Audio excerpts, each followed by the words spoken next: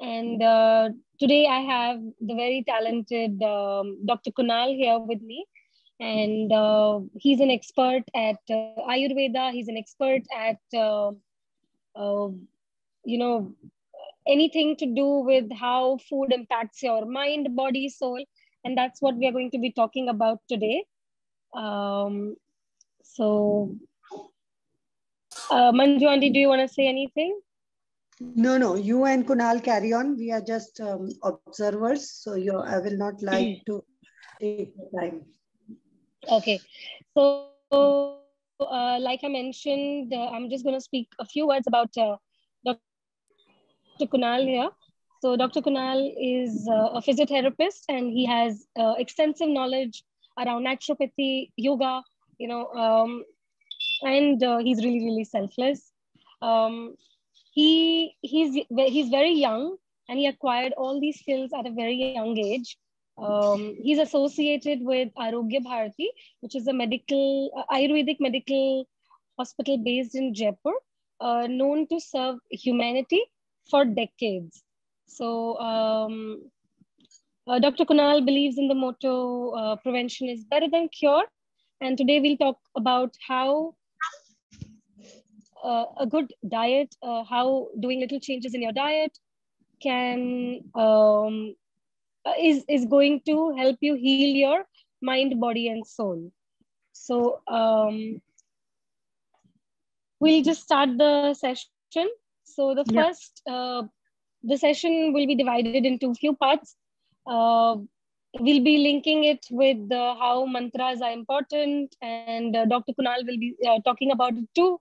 So I will talk about the nutrition aspect and things I understand. So the first thing is जो खाना होता है, it's you divide it into सबसे पहले तो आप क्या खाएं, कैसे खाएं, और तीसरा है कब खाएं. You know, so क्या खाना है, obviously very very important. कैसे खाना है, very important also. And कब खाना है, that is also very important. So इन सबके पीछे ऑब्वियसली जो एक बहुत इंपॉर्टेंट क्वेश्चन आता है कि first you need to determine आपका एंड रिजल्ट क्या है, आप क्या चाहते हैं, you know, from the food that you are eating. So say for example if you want to be a body builder, तो सिर्फ रोटी सब्जी खा के आप बॉडी बिल्डर तो नहीं बनेंगे, यू नो. वेराज से अगर आप वेट लूज करना चाहते हैं तो बहुत ज्यादा फैटी खाना खा के तो आप वेट लूज नहीं कर पाएंगे. And say if somebody is pregnant, obviously their will be very different from somebody uh, who is just leading a normal life. So agar aapka goal hai weight maintenance, so obviously there are certain things that will play a very important role. So everything is dependent on your lifestyle. Uh, Certain things that come as a thumb rule is that the kind of food you eat will impact your body and mind and soul. So say for example, we all know that uh, food is broadly divided into uh, sattvic, tamasic, and rajasic. So according to Ayurveda, uh, we all know that sattvic food is lighter to digest. It is better for your stomach. Tamasic foods include things like onion, garlic, potato. जिसका तमस high होता है, they usually have the tendency कि वो आपको ज्यादा गुस्सा दिलाए, या फिर इट हैज दैट एबिलिटी कि आपकी बॉडी में ज्यादा हीट पैदा करेगा, एंड दैट इम्पैक्ट्स आपका मूड. सो खाना ऑब्वियसली डिटरमाइंस योर मूड. आपने देखा होगा कि जब हम अपनी कोई फेवरेट चीज खाते हैं तो उसे देखकर हमारा मूड कंप्लीटली बदल जाता है, राइट? तो बिल्कुल उसी तरह certain food are meant to control your mood. आप जितना ज्यादा लहसुन प्याज खाएंगे, यू विल सी दैट आपको मतलब your by nature, you might get angry. Rajsik obviously is all your non-vegetarian food, and things which are harder to digest. I come from a vegetarian space. I grew up being a vegetarian. I truly 100% believe in vegetarianism. Again कि जितना आप अपनी diet में सात्विक food incorporate कर सकते हैं, that is going to be much much much better. You know, sattvic food includes all your green leafy vegetables, आपके सारे धान, milk, ghee, oil, everything.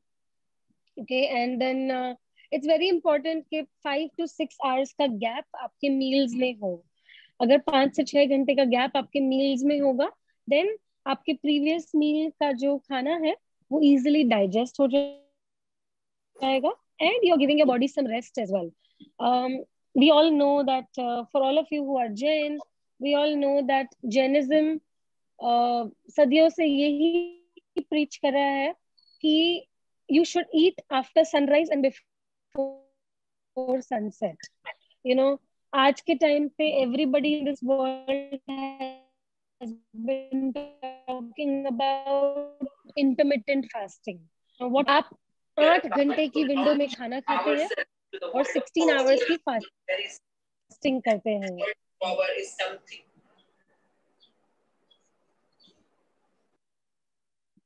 Sorry. So I was saying that you know, intermittent fasting is very very popular, and जितना हम सब जानते हैं that intermittent fasting is nothing but 8 hours of window of eating and 16 hours of fasting. So what happens is in the 16 hours your body has enough time to self cleanse. ये बहुत ही important होता है. साथ ही साथ, you know, divide your meals into you can't have a heavy breakfast and a heavy lunch. That's not okay. You know, काफी लोगों का आपने देखा होगा कि वो बहुत हेवी ब्रेकफास्ट करते हैं, एंड देन लंच उनका थोड़ा सा लाइट होता है, and then dinner is again lighter. You know, so ideally that is the best situation. They always say that eat your breakfast like a king, lunch like a prince, and dinner like a pauper. यानी कि dinner आप जितना light रख सकते हैं उतना light रखें. Try to eat your dinner closest to sunset. ठीक है, सबके लिए प्रैक्टिकल नहीं होता है, लेकिन जितना आप कोशिश कर सकते हैं सनसेट के पास में आप अपना डिनर रखें. इससे what happens is that there is enough gap between your sleeping time and your last meal, you know, and it will also aid in better digestion. So try to keep breakfast as heavy protein. Lunch में भी आप protein ले सकते हैं, लेकिन dinner में बहुत ज्यादा हेवी प्रोटीन ना खाएं, because proteins take a very very long time to digest. And you know, अगर आप रात को बहुत हेवी प्रोटीन खाएंगे then chances are कि वो बराबर से डाइजेस्ट नहीं होगा. इससे अगेन चांसेस है कि आपको फ्लैटुलेंस यानी कि गैस की प्रॉब्लम्स होंगी या फिर एसिडिटी की इश्यूज होंगी. तो जितना आप उसको अवॉइड कर सकते हैं उतना आप अवॉइड करें. 100% you know, I think that खाना और इमोशंस ये लिंक्ड है. जो खाना होता है, जस्ट रिमेम्बर जो लोग खाना बनाते हैं उनके जो इमोशंस होते हैं, उनके जो भाव होते हैं, that gets transferred into the food that they make, and वो ही इमोशंस आपके बॉडी के अंदर जाते हैं. सो यू नो, रेस्टोरेंट का खाना हमें एक दिन अच्छा लगता है, 2 दिन अच्छा लगता है, रोज रोज अच्छा नहीं लगता है. ऑब्वियसली मल्टीपल रीजंस है. सबसे बड़ा रीजन है कि पता नहीं वो क्या इंग्रेडिएंट्स यूज करते हैं, तो इसका तो हमें कोई पता नहीं है. लेकिन साथ ही साथ जो घर का खाना होता है वो हमें ज्यादा इसलिए पसंद है क्योंकि obviously it is made with pure emotions, it is made with the intention to nourish the body, it is made with the intention to be fruitful for the body. इसलिए 100% जो हमारा घर का खाना होता है we all like. Food has lots of memories attached to it. इसलिए food definitely does bring in lot of happiness to a lot of people. कई बार ऐसा होता है कि हम कोई ऐसी चीज देख के we get really excited, we get very happy, just because शायद उस खाने से बहुत हमारी memories जुड़ी हुई है या कोई बहुत अच्छे emotions जुड़े हुए हैं. So that also plays an important role. And yeah, Dr. Kunal.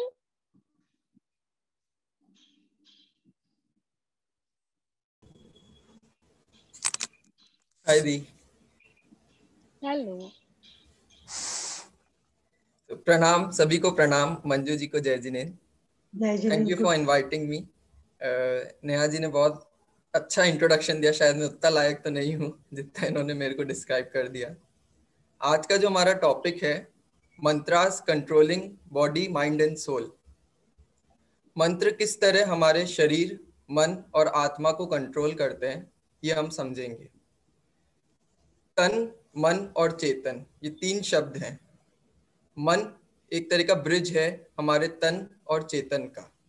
हमारे बॉडी और सोल का जो ब्रिज है, जो कनेक्टिंग पार्ट है, वो हमारा मन है।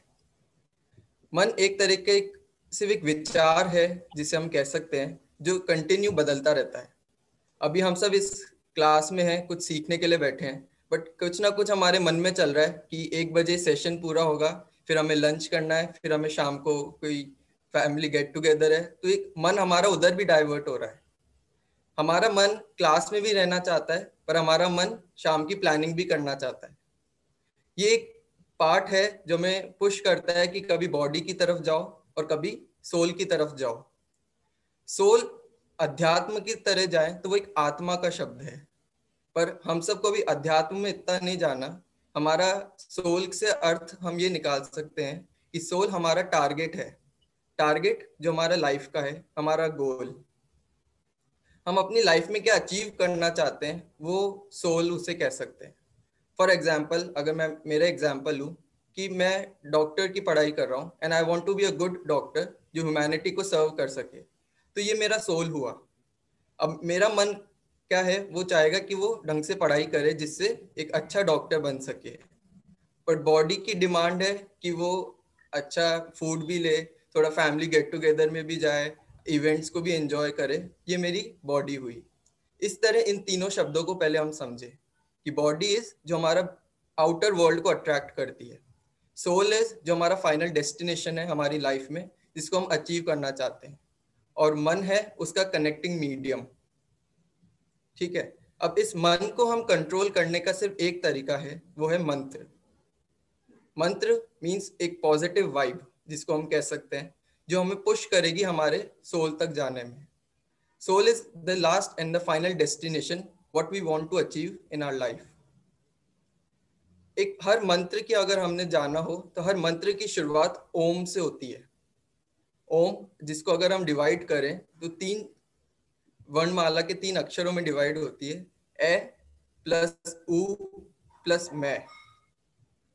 ए प्लस उ प्लस म। ए को हम कह सकते हैं अमृत, उ को कह सकते हैं उत्तम, और म को कह सकते हैं मंगल। अमृत, उत्तम और मंगल, मतलब कि ओम क्या है, अमृत भी है, उत्तम भी है और मंगल भी है। इसलिए जब भी हम कोई भी मंत्र का जाप करते हैं, चाहे नमोकार मंत्र हो या हम जिस भी रिचुअल, जिस भी धर्म को फॉलो करते हैं, उस हर धर्म में हर मंत्र की शुरुआत ओम से होती है। और नहीं तो हम जब छोटे थे तो हमको यही शिक्षा दी कि कोई भी माला मत फेरो, सिर्फ 9 बार ओम ही बोल लो, वही आपका धर्म है। क्योंकि ओम में सब आ गया, क्योंकि वो अमृत भी है, उत्तम भी है, मंगल भी है। यही हमारा मन को कंट्रोल करने का सबसे स्ट्रॉन्ग मीडियम है। जब भी हमारा माइंड डाइवर्ट होता है, इधर उधर डिस्ट्रैक्ट होता है, या कभी हम डिप्रेस फील करते हैं, तो जो हमारे बड़े बुजुर्ग हैं वो कहते हैं कि सिर्फ ओम का ही जाप कर लो, या 9 टाइम सिर्फ ओम का रिपीटेशन कर लो, तो आपको पॉजिटिव वाइब्स आएगी। All these positive vibes is all because कि वो हमारा कनेक्टिंग मीडियम है हमारे बॉडी और हमारे सोल का। और उस मन को सशक्त करने के लिए, उसको स्ट्रॉन्ग करने के लिए ओम का हम साधना लेते हैं। ठीक है। जैसे हम लोग भक्तामर जी का पाठ कर रहे हैं, आप सब लोग पीएचडी स्टूडेंट्स हैं और भक्तामर जी पे ही किसी ना किसी श्लोक पे पीएचडी कर रहे हैं, तो आप लोग भी कभी ना कभी जब भी भक्तामर जी का पाठ करते हैं तो पहले शुरुआत में 3 बार ओम का ध्यान करते हैं। अगर आप में से किसी ने भी आचार्य श्री धन्येंद्र जी की क्लास अटेंड करी हो तो उन्होंने भी कई बार ओम शब्द को अपनी क्लास में लिया होगा।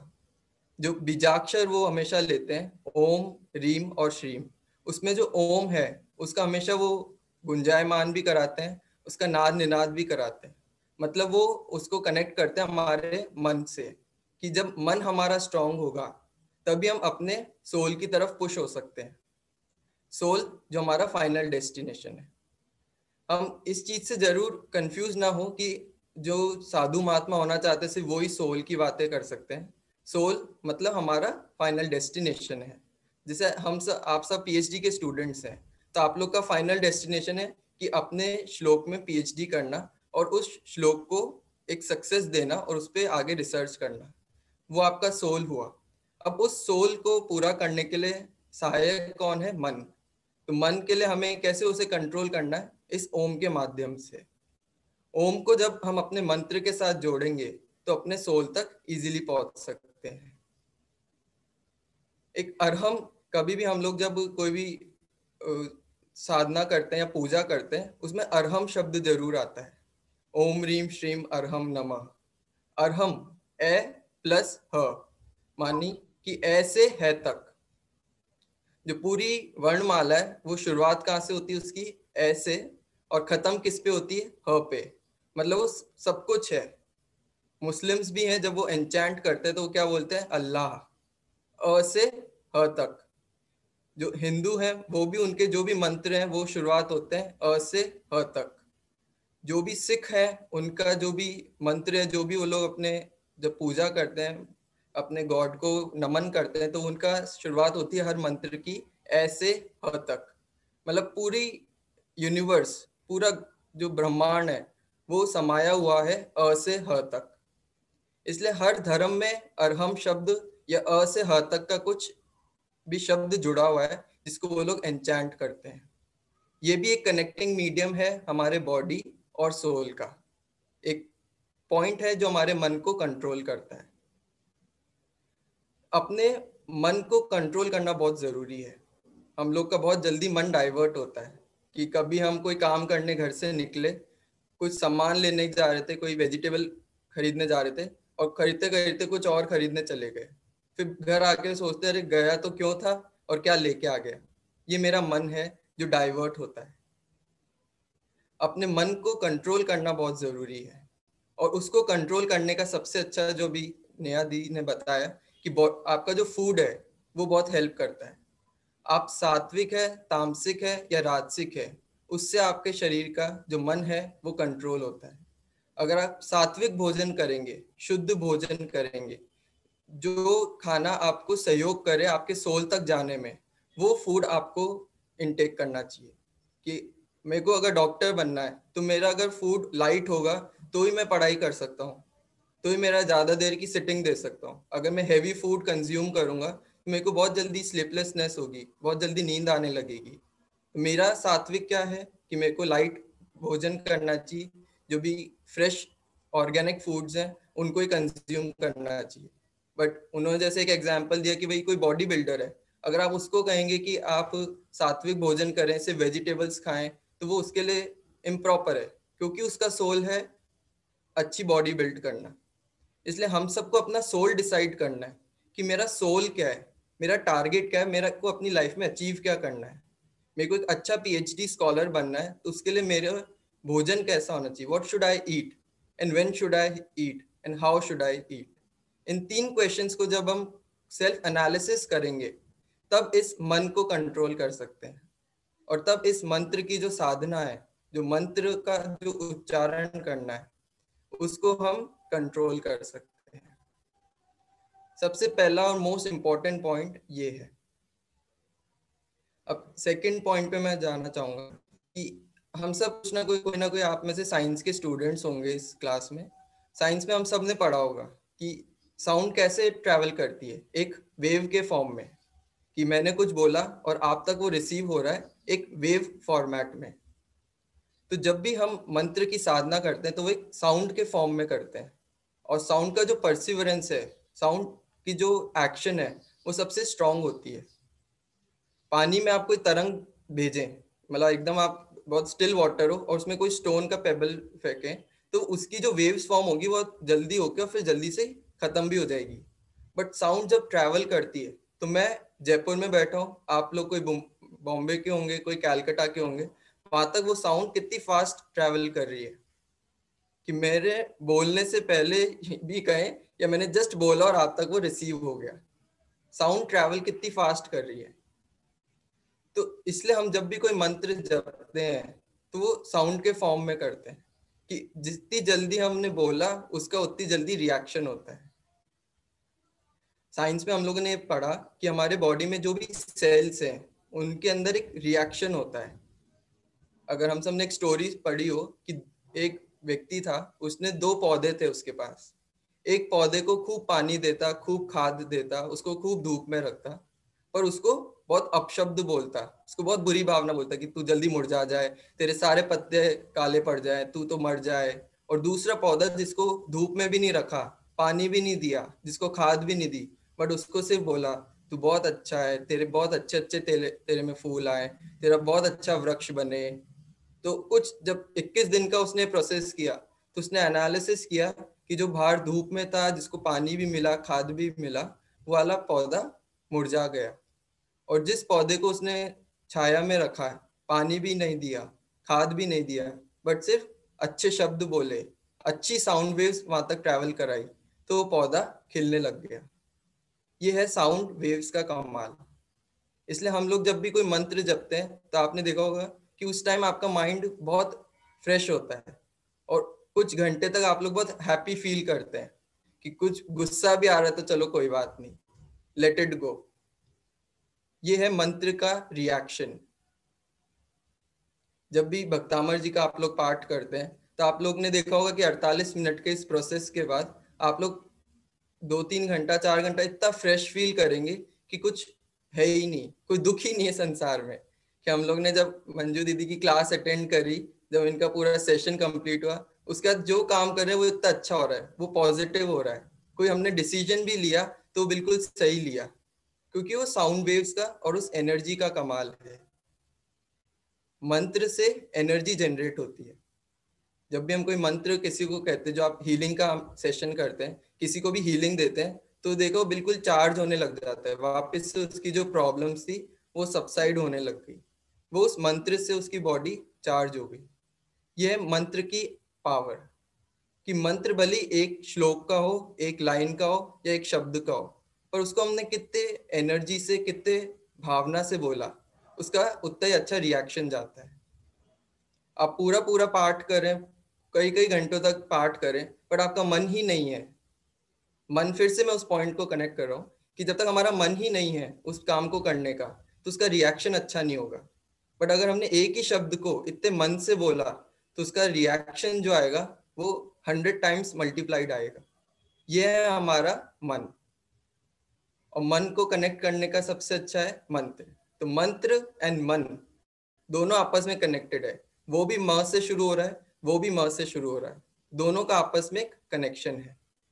और मन को करने का सबसे अच्छा तरीका है कि मन को कंट्रोल करने का सबसे अच्छा तरीका है कि अपने मंत्र को शुद्धता से, शुभ भाव से जपें। और वो आप तभी जप पाएंगे जब आपका भोजन सात्विक होगा। तो सारा जो कनेक्शन है, एक ये सर्कल है कि हमारा फूड जो हम कंज्यूम कर रहे हैं वो अच्छा हो, तभी हमारे भाव लगेंगे, तभी हम मंत्र को अच्छे से जप पाएंगे, तभी उसकी पॉजिटिव एनर्जी होगी, और तभी हम अच्छा रिएक्शन दे सकेंगे। अगर हमें पॉजिटिव हीलिंग देनी है किसी को भी, तो इस सर्कल को जब तक हम प्रॉपरली सही नहीं करेंगे, कहीं भी उसमें एक लूप होल होगा, तो हम अपने इस हीलिंग के क्लास को, अपने पीएचडी के अच्छे रिजल्ट को नहीं पा सकेंगे। इसलिए सबसे पहले जरूरी है अपने फूड को पॉजिटिव रखें, जो भी खाएं शुद्ध सात्विक खाएं, एक प्रॉपर गैप के साथ कंज्यूम करें। फिर उसके बाद जब आपका मन अच्छा होगा, शुद्ध होगा, तब आपकी भावना अच्छी बनेगी, तभी आप पूरे इस प्रोग्राम को अच्छे से समझ सकते हैं।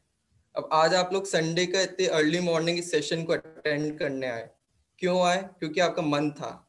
मन क्यों था? क्योंकि आपका ब्रेकफास्ट सात्विक था। सात्विक ब्रेकफास्ट किया, तब आपका मन लगा, तब आपकी भावना हुई, आपने इस सेशन को अटेंड किया, और इस सेशन से फिर कुछ पिक करके जाएंगे जो आप नेक्स्ट वीक उसको पॉजिटिवली फॉलो कर पाएंगे। ये कनेक्शन है हमारे मंत्र का। तो यही है बॉडी, माइंड एंड सोल। कि बॉडी को हमने कंट्रोल किया कि नहीं, मेरे को मेरे सोल तक जाना है, और उस मन को समझा के रख रखा है, और उस मंत्र का सहायक बने, तो इस पूरे को हमने रिएक्ट किया। यही कुछ, क्योंकि मैं ज्यादा बोलने से, क्योंकि मैं भी इसी क्लास का एक स्टूडेंट हूँ, मैं भी इन्हीं पॉइंट्स को सीख रहा हूँ, समझ रहा हूँ, तो जितना मैं समझ पाया, जितना अपनी लाइफ में अप्लाई कर सका, उतना मैंने अपने कुछ पॉइंट्स आपके साथ शेयर किए। मैं एक स्कॉलर नहीं हूँ, I am not a teacher, I am also student, I am also learner like you people, और मैं भी इसी क्लास का एक स्टूडेंट हूँ। तो जितना मैंने मंजू जी के कभी कोई सेशन अटेंड किए, आचार्य श्री के सेशंस अटेंड किए, उससे जो मैं अपनी लाइफ में इनकॉर्पोरेट कर सका, वही मैं आप सबके साथ शेयर कर रहा हूँ। अगर कोई बात गलत लगी हो या लगी हो तो I am sorry for that, but जो I could accept in my life and I could have followed, I am sharing with you people. Thank you. चाह रही हैं आरती जी का हैंड रेज है। आरती जी, मैंने आपको को होस्ट बनाया, आप क्वेश्चन कर सकते हैं कुणाल जी से। आरती आईफोन, मैंने आपको को होस्ट बनाया, आप अनम्यूट कर लीजिए अपने आप को। आरती, आरती जी का हैंड रेज था। आरती, आचार्य जी भी मुझे दिख रहे थे। आचार्य जी, मैं आप सबको बताना चाहती हूँ कि यूनाइटेड नेशंस में ज़ोरास्ट्रियन कॉलेज को 23 मार्च को 7 स्पीकर्स होंगे और ज़ोरास्ट्रियन कॉलेज का, तो वो लिंक मैं आपको मेल कर दूंगी, तो आप सब ज्वाइन करें उसमें। ज़ोरास्ट्रियन कॉलेज को यूनाइटेड नेशंस का जो 15 मार्च से 25 मार्च तक प्रोग्राम है, एवरी ईयर होता है। एवरी ईयर ज़ोरास्ट्रियन कॉलेज से 10 लोग सेलेक्ट होकर वहां जाते हैं। सभी ये जैस्मिन दोषी वगैरह सब गए हैं इस साल, लेकिन ऑनलाइन जूम पे है, तो हम आराम से, और फ्री रजिस्ट्रेशन है, एडवोकेट करके आपको रजिस्टर होना है, उसमें लिंक है, तो आप सारे लोग वहां पे रजिस्टर हो और अटेंड करें वो प्रोग्राम। आप अपना ईमेल भेज दें तो I will send you the link. Email का विंसी के मेल पे भेज दूंगी और विंसी फिर कर ले, है ना? ठीक है, तो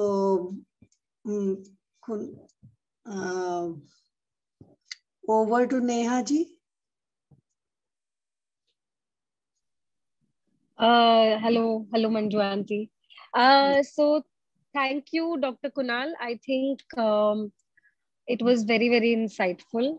And I think आपने बहुत ही सरल तरीके से, बहुत ही अच्छी तरीके से you put across the points. I would say that, खाना is very, very important in your life because it is the single most thing जो आप अपनी बॉडी के अंदर डालते हैं। जब आप couple of things, जब आप खाना खाते हैं, just make sure that your attention is खाने में। A lot of people try to multitask, जैसे कभी आप टीवी देख रहे हैं या कुछ ऑफिस का काम कर रहे हैं और साथ ही साथ खाना खा रहे हैं। What happens is, सी जब हम टीवी देखते हैं, टीवी में इमोशंस चल रहे हैं, जब हम काम कर रहे हैं, हमारे काम के जो भाव है वो चल रहे हैं हमारे मन में, एंड शायद मुझे ऐसा लगता है कि जब जो इमोशन हमारे दिमाग में या दिल में तब होता है, से टीवी की वजह से या काम की वजह से स्ट्रेस होता है, काम की वजह से मल्टीपल चीजें होती हैं, एंड सो वो आपकी बॉडी के अंदर जाते हैं अगर आप पैरेलली खाना खा रहे हैं तो।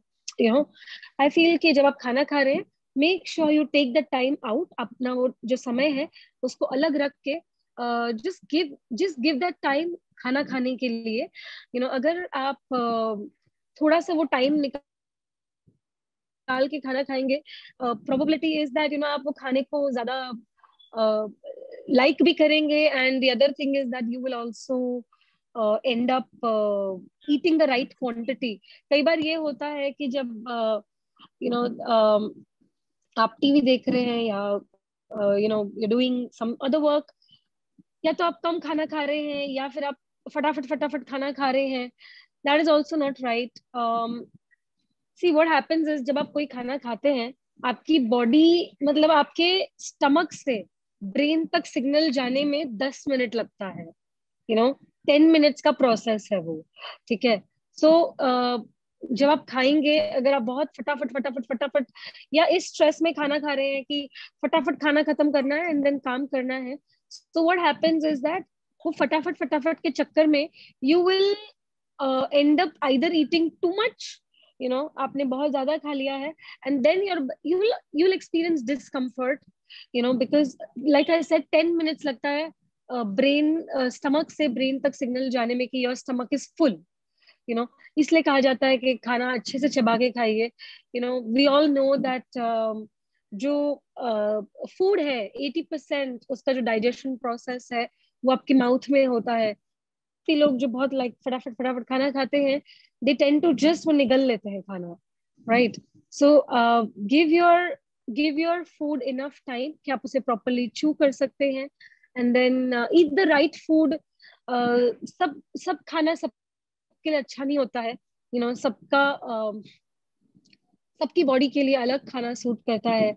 से फॉर एग्जाम्पल आजकल लोग कुछ लोग वीगन बन गए हैं, कुछ लोग ग्लूटेन फ्री खाना खाते हैं, because vegan food obviously because काफी लोग को मिल्क सूट नहीं करता, एंड ग्लूटेन फ्री इसलिए क्योंकि उन्हें ग्लूटेन या फिर गेहूं की चीजें सूट नहीं करती हैं. So know your body type and give it the correct nutrition according to the body type. इसके अलावा be very mindful about the kind of meals you are eating. कोशिश करें कि ब्रेकफास्ट लंच डिनर ये आपकी मील्स हैं, इसके बीच में do not eat any junk food or don't meals that are going to be unhealthy. Because what happens is that see, your body is already in the digestion process. ठीक है, breakfast जब आपने खाया है, they're already, your body is like a machine, it's operating to digest the breakfast का खाना, and once that is digested, आप already उनको lunch दे रहे हैं, then your body is in process of digesting the lunch and then the dinner. When you're going to keep giving it food बीच में, what will happen is the load keeps on increasing. And then in this process, what happens is that you are just going to, then your body is also continuously just digesting food, right? You don't want that. Plus your body doesn't even need it. Your body doesn't need food all day. Agar aapne acha breakfast kiya hai, if you do a nice moderate lunch and a light dinner, it's enough for your body. So that, and then another thing is fasting. So fasting ke bahut benefits hai. We all know that जैसे कोई machine होती है, machine को एक दिन rest चाहिए होता है, राइट? कोई भी मशीन को आप कंटिन्यूसली रन नहीं कर सकते हैं. You can't keep on continuously running that machine. So अगर आप अपनी बॉडी को भी एक दिन, हफ्ते में एक दिन रेस्ट देंगे, it will be better for your body, because what happens is it's going to cleanse it, आपकी बॉडी को डिटॉक्स करेगा, and it will make it ready for the next week. That is why fasting is a very good habit. अगर आप हफ्ते में एक दिन fast कर सकते हैं, भले एकादशी ही सही, you don't have to do उपवास, सबसे उपवास नहीं हो पाता है, and I get it. So अगर आप एकादशी भी कर सकते हैं, it is great, because अगर आपकी बॉडी को थोड़ा सा भी रेस्ट मिलता है from the entire digestion process, it's great.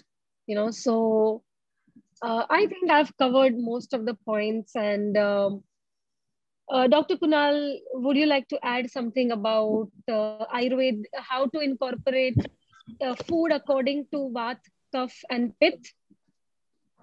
हाँ कुणाल, थोड़ा वात पित्त कफ पे भी इंसाइट डाल दो तो वो काफी हेल्प करेगा.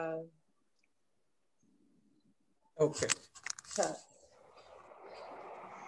थोड़ा सा इसको मैं आयुर्वेदा से जोड़ता हूँ इस पॉइंट को, कि आयुर्वेदा के अकॉर्डिंग 3 दोष होते हैं, जिनको कहते हैं वात, पित्त एंड कफ.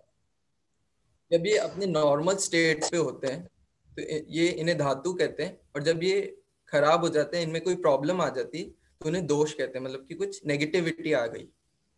वात मीन्स वायु. जो भी हमारे गैस्ट्रिक प्रॉब्लम्स होते हैं, गैस्ट्रिक ट्रबल्स होते हैं, कोई भी बॉडी एक होते हैं, वो सब हम उसे कनेक्ट कर सकते हैं वात से, मीन्स वायु. नेक्स्ट कम्स द पित्त. पित्त मीन्स एसिडिटी.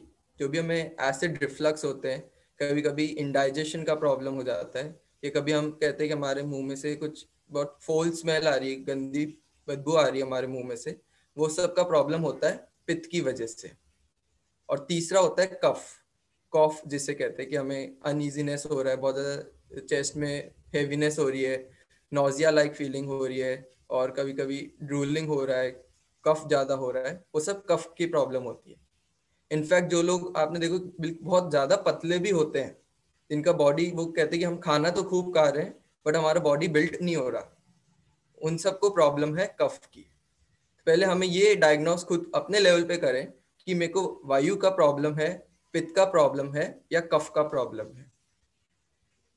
उस अकॉर्डिंगली अपने फूड को आप ऑर्गेनाइज करें कि अगर मेरे को बहुत ज़्यादा वायु का प्रॉब्लम होता है, मेरे को खाना खाने के बाद बहुत ज़्यादा फ्लैटुलेंस होता है, पेट भारी सा हो जाता है, या बहुत ज़्यादा कभी कभी दर्द होने लग जाता है, तो अपने फूड को दो उसमें पॉइंट्स चेंजेस करें।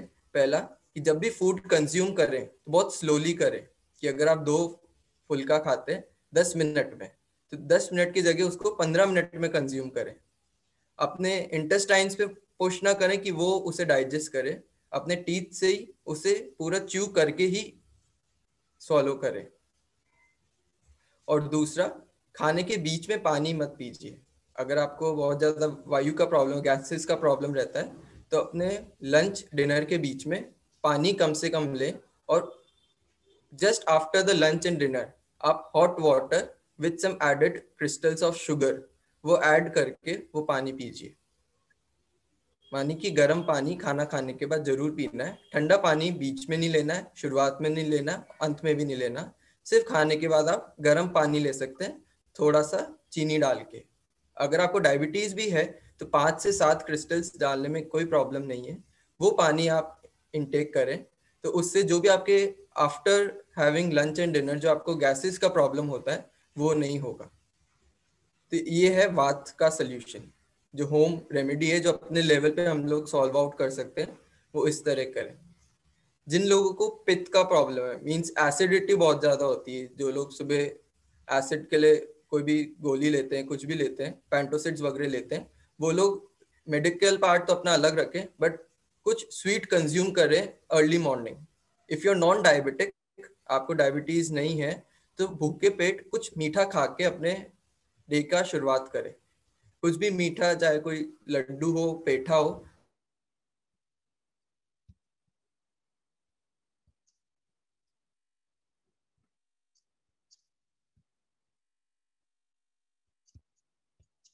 वो बहुत ही कम हो जाएगा। Am I audible to everyone? Yes. Am I audible? Yes, yes. ठीक है, मैं पित्त का पार्ट वापस रिपीट करता हूँ कि मॉर्निंग में जिसको भी पित्त का प्रॉब्लम रहता है, एसिडिटी रहती है, तो if they are non diabetic, तो मॉर्निंग में कुछ मीठा खा के ही शुरुआत करें। और अगर आपको डायबिटीज है तो खाने के बीच में ठंडा पानी या नॉर्मल वाटर आप ले सकते हैं। जो लोग पित्त का प्रॉब्लम, जिनको एसिडिटी है, वो बिटवीन लंच एंड डिनर थोड़ा सा वाटर ले सकते हैं। और अगर वो नॉन डायबिटिक हैं तो मॉर्निंग में कुछ मीठा खा के ही दिन की शुरुआत करें। इससे आपका जो एसिड एक्स्ट्रा फॉर्म हो रहा है बॉडी में वो नहीं होगा। ठीक है। और दूसरी बात जरूर पित्त वाले ध्यान रखें,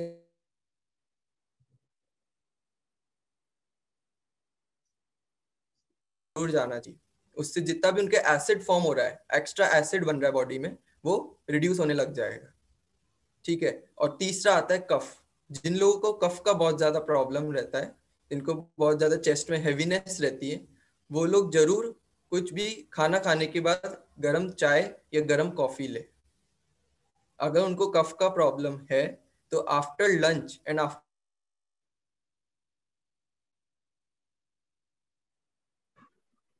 करें। In between, kapha we are वाला missing your voice. वायु वाला पार्ट क्लियर हो गया? Yes. कफ का पित्त प्रॉब्लम। वाला, कफ का कफ प्रॉब्लम। वाला प्रॉब्लम, कफ का मैं रिपीट करता हूँ कि Yes. जिन को भी कफ का प्रॉब्लम है, वो जिनको चेस्ट में हैवीनेस रहती है, बहुत ज्यादा नॉजिया लाइक फीलिंग होती है, जिनको कॉफ रहता है, हमेशा कुछ बोलते हैं, खरखराश की जिसे कहते हैं, ये प्रॉब्लम रहती है, वो लोग after lunch and after dinner कोई लाइट टी या लाइट कॉफी का इंटेक करें। ठीक है। और इवनिंग में या जब भी कुछ वो लोग ठंडा खाएं, जैसे किसी दिन उन्होंने आइसक्रीम खा लिया और उन्हें क्या अच्छा तो लगता है कफ वालों को भी आइसक्रीम खाना, तो अगर उन्होंने आइसक्रीम खा ली तो आफ्टर आइसक्रीम कुछ गर्म चीज पी ले, तो उसका रिएक्शन होना चाहिए उस ठंडी चीज का आपकी बॉडी पे, वो नहीं होगा और आपका वो सबसाइड कर देगा। मतलब जिस ठंडा खाने से जितना कफ बढ़ता है उतना ही गर्म से वो वापस डाउन हो जाएगा और आपको बैलेंस हो जाएगा।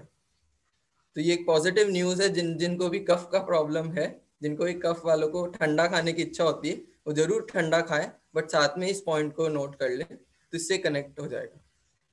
वात पित्त कफ का इसलिए मैंने इसको हाईलाइट इनको कर रहा हूँ कि जब हम लोग मंत्र की साधना करते हैं या जब भी हम मंत्र कनेक्ट करते हैं अपनी बॉडी से, तो उसमें आहार या अपने फूड का बहुत ज्यादा हमें ध्यान रखना होता है। बट फूड भी हमें कैसा कि जिससे वात पित्त कफ को भी हम लोग नॉर्मलाइज कर सकें। कई लोग आपने देखा होगा कि जब भी वो लोग मेडिटेट करते हैं, प्रार्थना करते हैं, तो बहुत ज्यादा उनके गैसेस फॉर्म होती है, बहुत ज्यादा बर्ब्स होती हैं, या वो लोग को बहुत डिफिकल्ट होता है बैठना एक पोजीशन में। तो उन लोगों के लिए बहुत अच्छा है कि जब भी वो लोग कुछ खाना खाएं उसके बाद गर्म पानी अगर लेने लगेंगे तो कुछ दिन बाद वो महसूस करेंगे कि उनकी जो सिटिंग कैपेसिटी है, ज्यादा देर एक पोजीशन में बैठना उनके लिए बहुत ईजी हो जाएगा और वो लोग लंबे टाइम तक क्लासेस को अटेंड कर सकेंगे, लंबे टाइम तक मेडिटेट या फिर मंत्र की साधना कर सकते हैं। तो इस चीज को जरूर अपने फूड में सब लोग सेल्फ एनालिसिस करें कि मेरे को प्रॉब्लम क्या है, वायु की प्रॉब्लम है, पित्त का प्रॉब्लम है या कफ का प्रॉब्लम है, उस अकॉर्डिंगली अपना फूड में चेंजेस करें। शायद ये वाला पॉइंट सबको क्लियर हो गया होगा। हाँ, ये संगीता जी कुछ क्वेश्चन करना चाह रही है, हैंड रेज्ड है संगीता खावाड़। गर्मियों में भी गर्म पानी पी सकते हैं जी? गर्मी में भी आफ्टर लंच एंड डिनर हाँ। गर्म पानी पी सकते हैं? ये आपको पहले ये देखना होगा कि आपको वायु का प्रॉब्लम है, पित्त का प्रॉब्लम है या कफ का है। हाँ नहीं, वायु का प्रॉब्लम हो अगर तो मैं आपकी बात करूं, गर्म पानी, अगर पर्टिकुलरली जी गर्मियों में जैसे वायु का प्रॉब्लम हो तो गर्म पानी पी सकते हैं गर्मी में? हाँ, उससे कोई नहीं, आपको तो रूम टेम्परेचर जब वो नॉर्मल हो जाएगा गर्म करके, जब वो वापस नॉर्मल हो जाएगा, ठीक है। हाँ, आप जब खाना खाने बैठे तो गर्म कर लीजिए, फिर जब आप कंप्लीट कर चुके हैं तो नॉर्मल रूम टेम्परेचर तक हो गया वो वाटर, फिर उसमें थोड़ी सी चीनी डाल के जब वो पानी पियेंगे तो बहुत आपको हेल्प करेगा। ठीक है। आपके जो भी खाने में से जो आपकी जो गैसेस एक्स्ट्रा फॉर्म हुई है या एक्स्ट्रा पित्त फॉर्म हुआ है वो सबसाइड हो जाएगा, वो रिड्यूस हो जाएगा, तो वो आपको हेल्प करेगा। बिल्कुल उबलता हुआ पानी नहीं पीना है, हाँ ठीक है, उबालकर जब ठंडा हो जाए तो पीना। Thank you. What is the effect of curd with the sugar? What is the effect of? दही के साथ में शुगर डाल के जब खाते हैं नॉन डायबिटिक, तो उसका क्या इफेक्ट होता है बॉडी पे? दही के साथ चीनी डाल के खाने से, हाँ दही के साथ शुगर डाल के चीनी वो लोग, हाँ जी, दही के साथ चीनी डाल के वो लोग खा सकते हैं जिनको बहुत ज्यादा एसिड का प्रॉब्लम होता है। जिनको कफ का प्रॉब्लम है वो लोग नहीं खाएं क्योंकि उनका और कफ बनेगा उससे। तो और जिनको बहुत ज्यादा एसिड का प्रॉब्लम होता है वो लोग अगर दही के साथ चीनी डाल के लंच में, ओनली इन लंच, डिनर में नहीं, क्योंकि लंच 4 बजे से पहले अगर आप दही के साथ चीनी डाल के लेते हैं, जो भी पित्त वाले हैं जिनको एसिड होता है उनका पित्त रिड्यूस होगा। Thank you. Some more questions. यहाँ पर वर्षा जी हैं, वो बोल रही हैं कि खाना खाने के बाद आधे घंटे बाद पानी पीना चाहिए। कुणाल जी बताइए। वो नॉर्मल वाटर पी सकते हैं आफ्टर हाफ एन आवर, जो कहते हो नॉर्मल वाटर। बट अगर आपका जो मैंने आपको इसलिए कहा नॉर्मल वाटर नहीं लेना है, हमें ठंडा पानी, मटके का पानी नहीं लेना, lukewarm water with some added crystals of sugar, वो हमें आफ्टर लंच डिनर ले सकते हैं। जो भी सजेस्ट करते हैं कि भाई आधा घंटे बाद पानी पियो, वो नॉर्मल टेम्परेचर का वाटर सजेस्ट करते हैं। सर हम मेडिसिन ले रहे हैं। सर शुगर तो आजकल मना किया जाता है कि चीनी तो खाना ही नहीं चाहिए, जहर है। 5-7 क्रिस्टल्स में कहीं कोई दिक्कत नहीं है। ऐसे तो जहर क्या नहीं है, जो हम हवा ले रहे हैं वो भी जहर है। ये कौन सी फ्रेश एयर है, ये तो इतनी पॉल्यूटेड एयर है। 5 to 7 क्रिस्टल्स, क्योंकि सूखा पानी जो होता है वो ड्राइनेस लाता है ना। हम सर्दियों में जब गर्म पानी से नहाते तो हम देखते हैं हमारी स्किन कितनी ड्राई हो गई, गर्मियों में तो नहीं ड्राई होती। तो जो रूखा पानी है, अगर उसको मैं आपको समझाऊं इस बात को भी, कि पानी जो बिना कुछ डाले हुए जो वो रूखा पानी है, तो वो हमारे अंदर ड्राइनेस करेगा हमारी बॉडी में। इसलिए 5-7 क्रिस्टल जब शुगर की डाल लेते हैं तो पानी की जो ड्राइनेस है वो कम हो जाती है, तो फिर हमारी इंटेस्टाइन्स को, हमारी बॉडी को ड्राई नहीं करेगी और वो हेल्प करेगी। बस 5 to 7 क्रिस्टल उतना से डालना, कोई आधी चम्मच नहीं डालना, सिर्फ 5 to 7 क्रिस्टल्स, वही मैं सजेस्ट कर। Is it related to TDS of water कि उसका सॉल्टीनेस थोड़ा कम होना चाहिए बॉडी के अंदर जाने के पहले? Is it like that? हाँ, वो आप कह सकते, वाटर जो है वो एल्कलाइन होना चाहिए, बट हमें नहीं पता उसका टीडीएस क्या है, उसका पीएच के वो कितना क्लोज में है। तो उसको एक नॉर्मली एक टेंडेंसी के लिए कि भाई अब हर कोई, हम रोज जब भी पानी पियेंगे टीडीएस तो नहीं नापेंगे, या हमें उसका एल्कलाइन पीएच टेस्ट तो नहीं कर सकते। तो उसका ठीक है 5 to 7 क्रिस्टल डाल लीजिए हमें कि भाई हाँ वो एल्कलाइन की तरफ शिफ्ट हो गया, इसलिए अब हम पी रहे हैं। वो एक नॉर्मल, क्योंकि सबके लिए जब हम ग्रुप सेटिंग में हैं तो सबके लिए जी, we reside in an area where you know there is very hard water. हमारे एरिया में ना हाई टीडीएस का ही पानी है, क्योंकि अभी नर्मदा लाइन का यहाँ पर सप्लाई नहीं हुआ है स्टार्ट।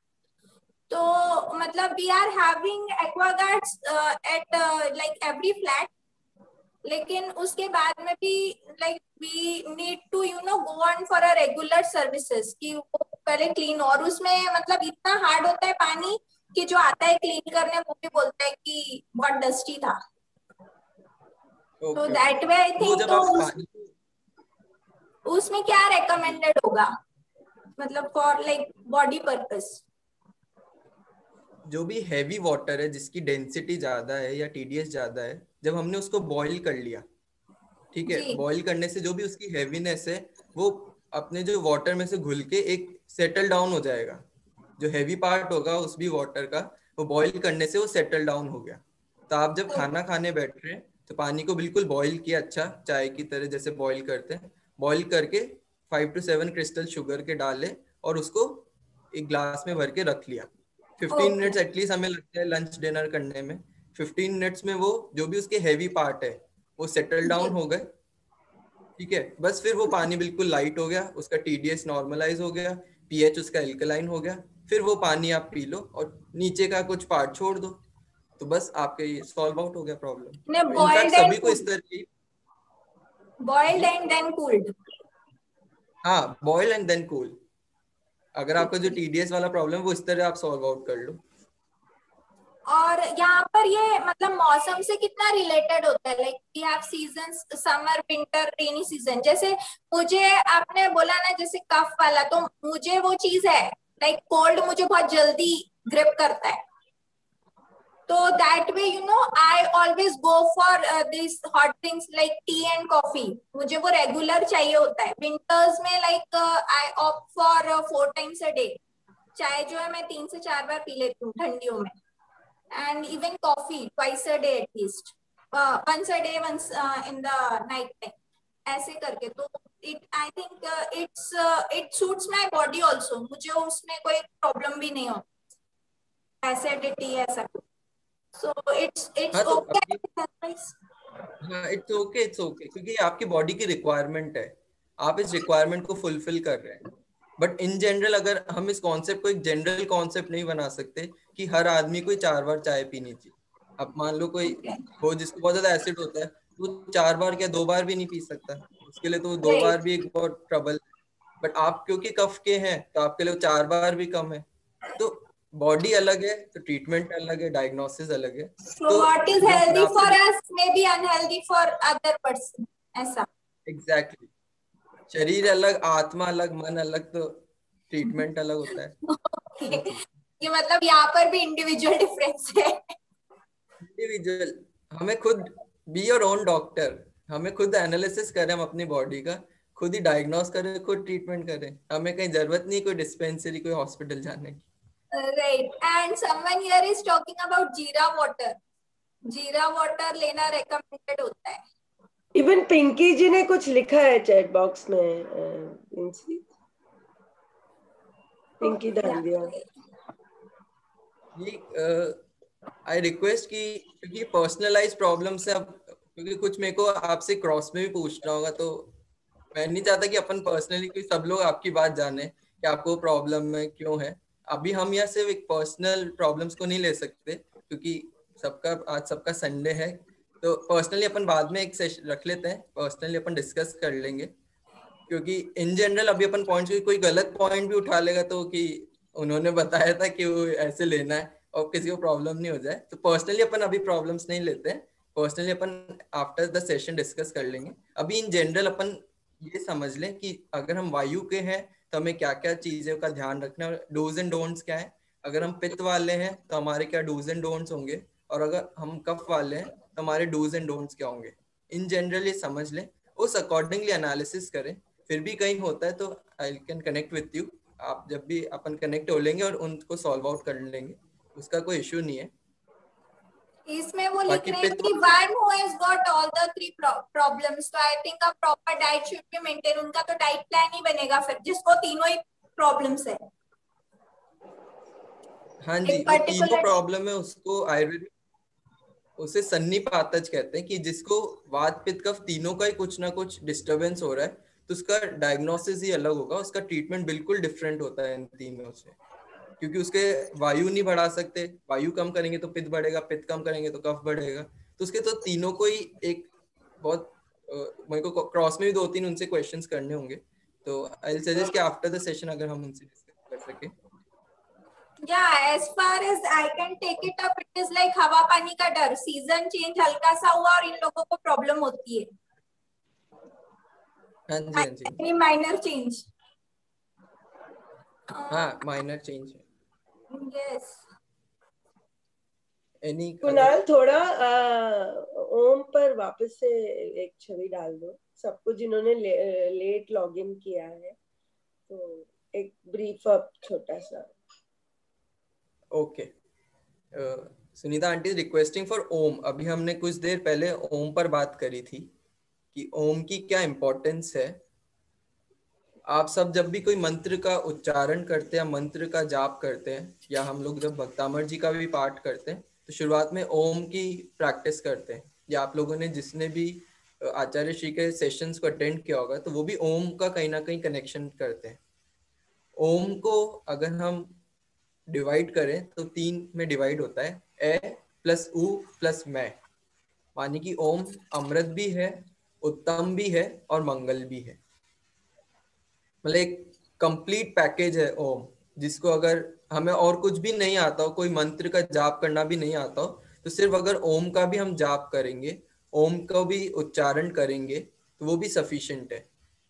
जब भी हमारा बहुत ज्यादा हम डिप्रेस फील हो रहे हो, हमें मन नहीं लग रहा हो हमारा किसी भी काम में, हम बहुत ज्यादा प्रॉब्लम्स में हो रहे हो, अगर सिर्फ ओम की भी हम प्रैक्टिस करेंगे तो अपने माइंड को कंट्रोल में कर सकते हैं, और अपना जो टारगेट्स हैं, जो भी हम हमारे उस डे के जो प्रैक्टिस करनी कि हमें आज ये काम करने पर हमारा मन नहीं लग रहा, तो अगर हम ओम की प्रैक्टिस करेंगे, ओम का उच्चारण करेंगे, तो उससे हमारा माइंड वापस से कॉन्शियस होगा, वापस से हमारी बॉडी एक्टिव होगी और हम अपने टारगेट को अचीव करने के लिए पुश हो सकते हैं। तो ओम एक तरह का एक मीडियम है, एक पुश है, एक मोटिवेशन है हमारे लिए अपने काम को फुलफिल करने के लिए। क्योंकि इसे अमृत भी कहा गया है कि अमृत मतलब बहुत अच्छा, जो हमें सब कुछ है, अमृत है, उत्तम है, बेस्ट है, मंगल है, जो आशीर्वाद है हमारे लिए, ब्लेस्ड है, ब्लेसिंग है हमारी। तो ओम एक तरह का ब्लेसिंग टर्म है, जिसको अगर हम यूज करते हैं और जिसको हम अपनी लाइफ में इनकॉर्पोरेट करेंगे, तो बहुत जल्दी अपने जो भी सोल है, हमारा जो टारगेट है, उसकी तरफ पुश हो सकते हैं। तो अगर हम कोई भी मंत्र का जाप करना नहीं जानते हो, तो सिर्फ ओम का भी अगर हम लोग प्रैक्टिस करेंगे, और बहुत छोटा सा घर में जो भी हर बच्चा हो उसको ये चीज सिखानी चाहिए कि रोज सुबह 9 टाइम्स, 7 टाइम्स, 5 टाइम्स सिर्फ अगर वो ओम भी बोलेगा तो वो भी मोर देन सफिशिएंट है। पूरा नमोकार नहीं, पूरा जो पाठ नहीं भी नहीं करने का इतना भी टाइम नहीं हो, तो सिर्फ ओम भी अगर हम मॉर्निंग में 5 से 7 बार बोल लेंगे, वो भी सफिशिएंट है। कुणाल जी, आप 9 टाइम्स ओम बोल के सुनाएंगे हम लोग को? जी आप 9 टाइम्स ओम बोल के बताएंगे हम लोग को? बिल्कुल, सब साथ ही प्रैक्टिस करते हैं तो हाँ जी। सब। हाँ जी, तो सब अपनी कमर सीधी करें, कीप योर बैक स्ट्रेट, आंखें बंद, आईज क्लोज करें, अपनी बॉडी को रिलैक्स कर लें। Take a deep breath, nose से इनहेल, माउथ से एक्सहेल। सिर्फ 2 मिनट की हम ये प्रैक्टिस करेंगे, ओम की प्रैक्टिस करेंगे।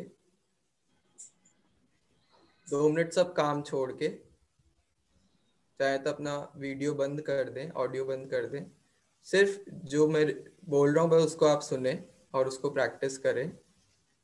बैक स्ट्रेट, कमर सीधी रखें, आंखें बंद, नाक से लंबा श्वास लें और मुंह से छोड़ें, माउथ से एक्सहेल करें। फिर से नाक से लंबा श्वास लें, inhale from your nose and exhale from your mouth. अपने पूरी बॉडी को, अपने माइंड को हम पहले रिलैक्स करेंगे, तभी अपने सोल से कनेक्ट हो सकेंगे। अपनी कमर को झुकने ना दे, सिर्फ 2 मिनट का ही प्रैक्टिस है ये। अपने नाक से श्वास लें, फिर से मुंह से छोड़ें। बहुत अच्छे। अब नाक से श्वास लेंगे और मुंह से ओम बोलेंगे। जितना हम लंबा बोल सकते हैं ओम, उतना बोलेंगे और फिर रुक जाएंगे। लंबा श्वास लें और लंबा। अब ओम बोलेंगे,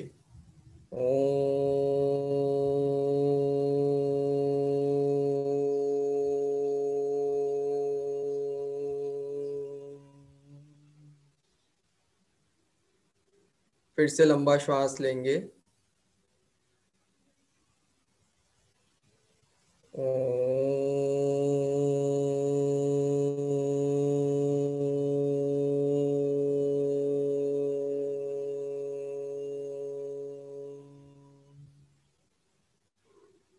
श्वासायाम।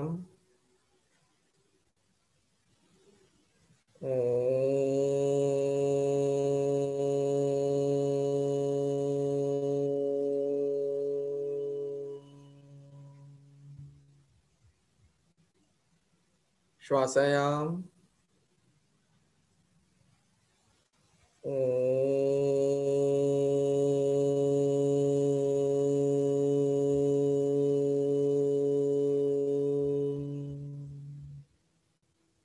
श्वासायाम।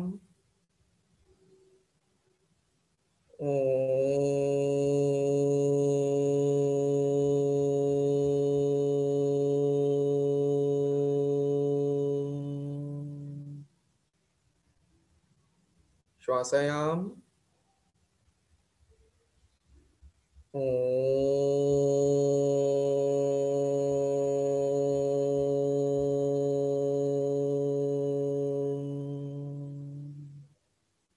श्वासायाम।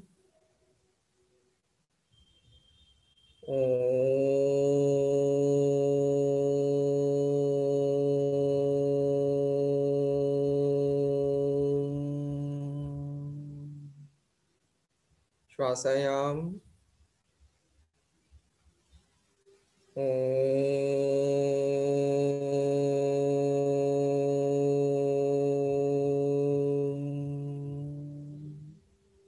आखिरी बार और करेंगे। अब जितना लंबा श्वास खींच सकते हैं खींचें, रोकें और कोशिश करें खींचने की। ओम का उच्चारण करेंगे,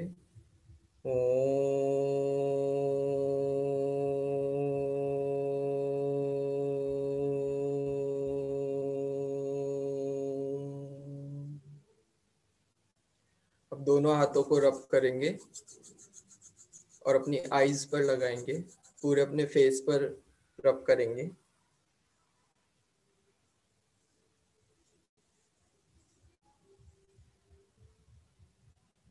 बस ये 9 मिनट्स का ये या 3 मिनट्स का ये प्रोग्राम अगर मॉर्निंग में सभी लोग करेंगे तो उससे बहुत ज़्यादा अपना माइंड को हम स्टेबल रख सकते हैं।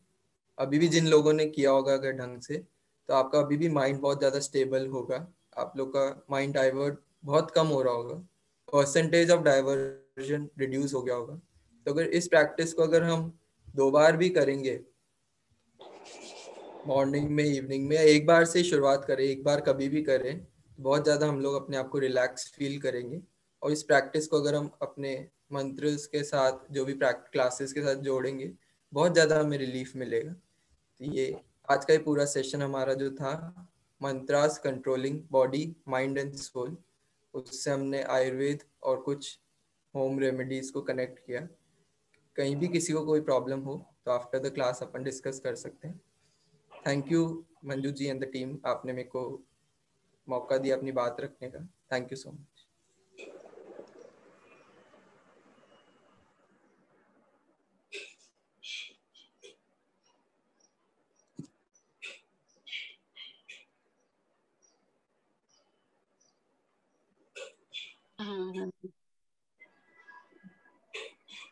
Neha, would you like to say something? So, thank you, Dr. Kunal. It was very lovely. I think it was a very, very insightful session by him. बहुत सारी important चीजें उन्होंने cover की. So, thank you very much. And yeah, that's it. Neha ji, I would just like you to throw a light on the vegan part of diet. So basically क्या-क्या होता है उसमें? So vegan food is basically कोई भी ऐसा product नहीं खाना जो जिसमें animal derivative होता है. And by animal derivative, I mean obviously non-veg तो आप नहीं खाते हैं, लेकिन उसके अलावा you don't have anything that is made with milk also, because milk is also an animal product. आप honey भी नहीं खाते हैं क्योंकि honey is also a animal product, you know, it is coming from the bees. And इसके अलावा obviously you don't use any leather products अपनी personal life में भी. So vegan diet काफी लोगों ने मतलब you know, see आजकल veganism is a trend which is picking up not just because of health but because जो practices use होती हैं milk मतलब milk को सप्लाई करने के लिए जिस तरीके की प्रैक्टिसेस यूज हुई जा रही है आज के टाइम पे, they are very abusive to the animal also, you know. So the cow और the buffalo goes through a lot of pain, you know. उन्हें हार्मोन इंजेक्शंस दिए जाते हैं, प्लस इस वजह से व्हाट हैपेंस इज जब कोई, एंड स्पेशली आज के टाइम पे all the commercial milk that is available, it is not coming from happy cows. मतलब जो basically क्योंकि cows को injection, hormone injections वगैरह दे रहे हैं, I'm sure they are going through a lot of emotional stress, and it is also said that comes into the milk and that milk is consumed by us.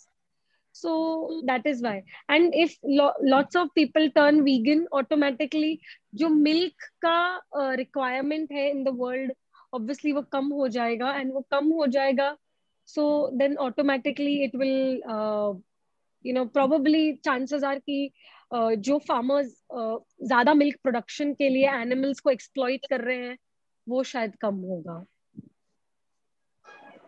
Thank you, Neha. Madam, this is Aarti Rupani from the North Island, and I missed actually the before part of the session.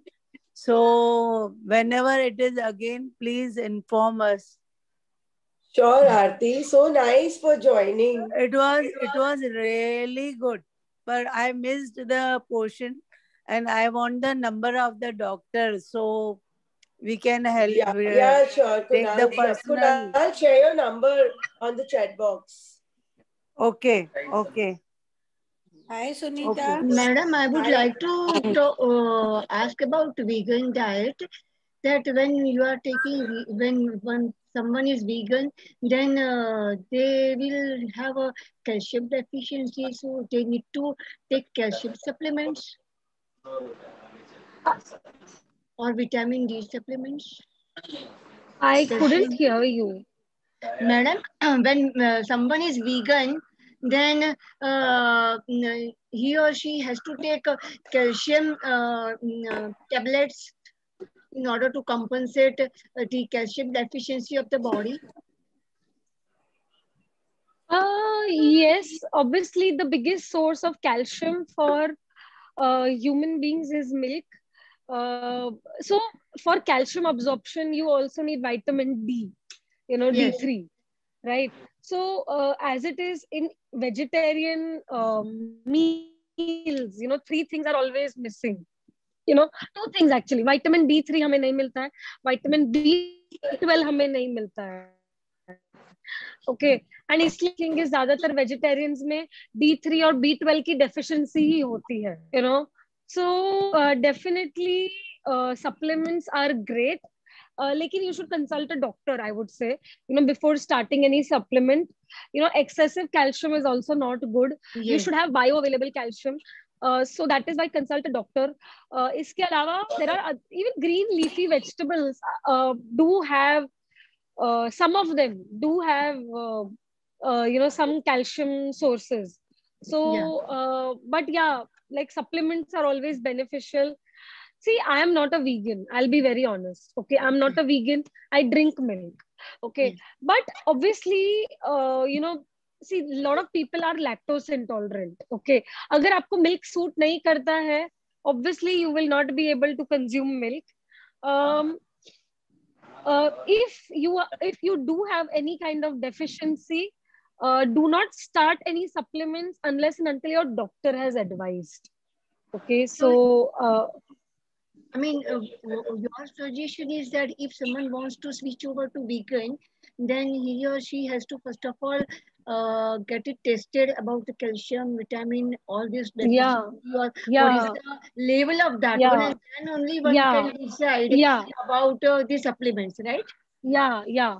See, definitely, bachpan mein, for growing kids, okay, Yeah. calcium is very important. Yes. Okay, because their bones are being formed. Okay. So that is why for growing kids, 100% calcium is very important.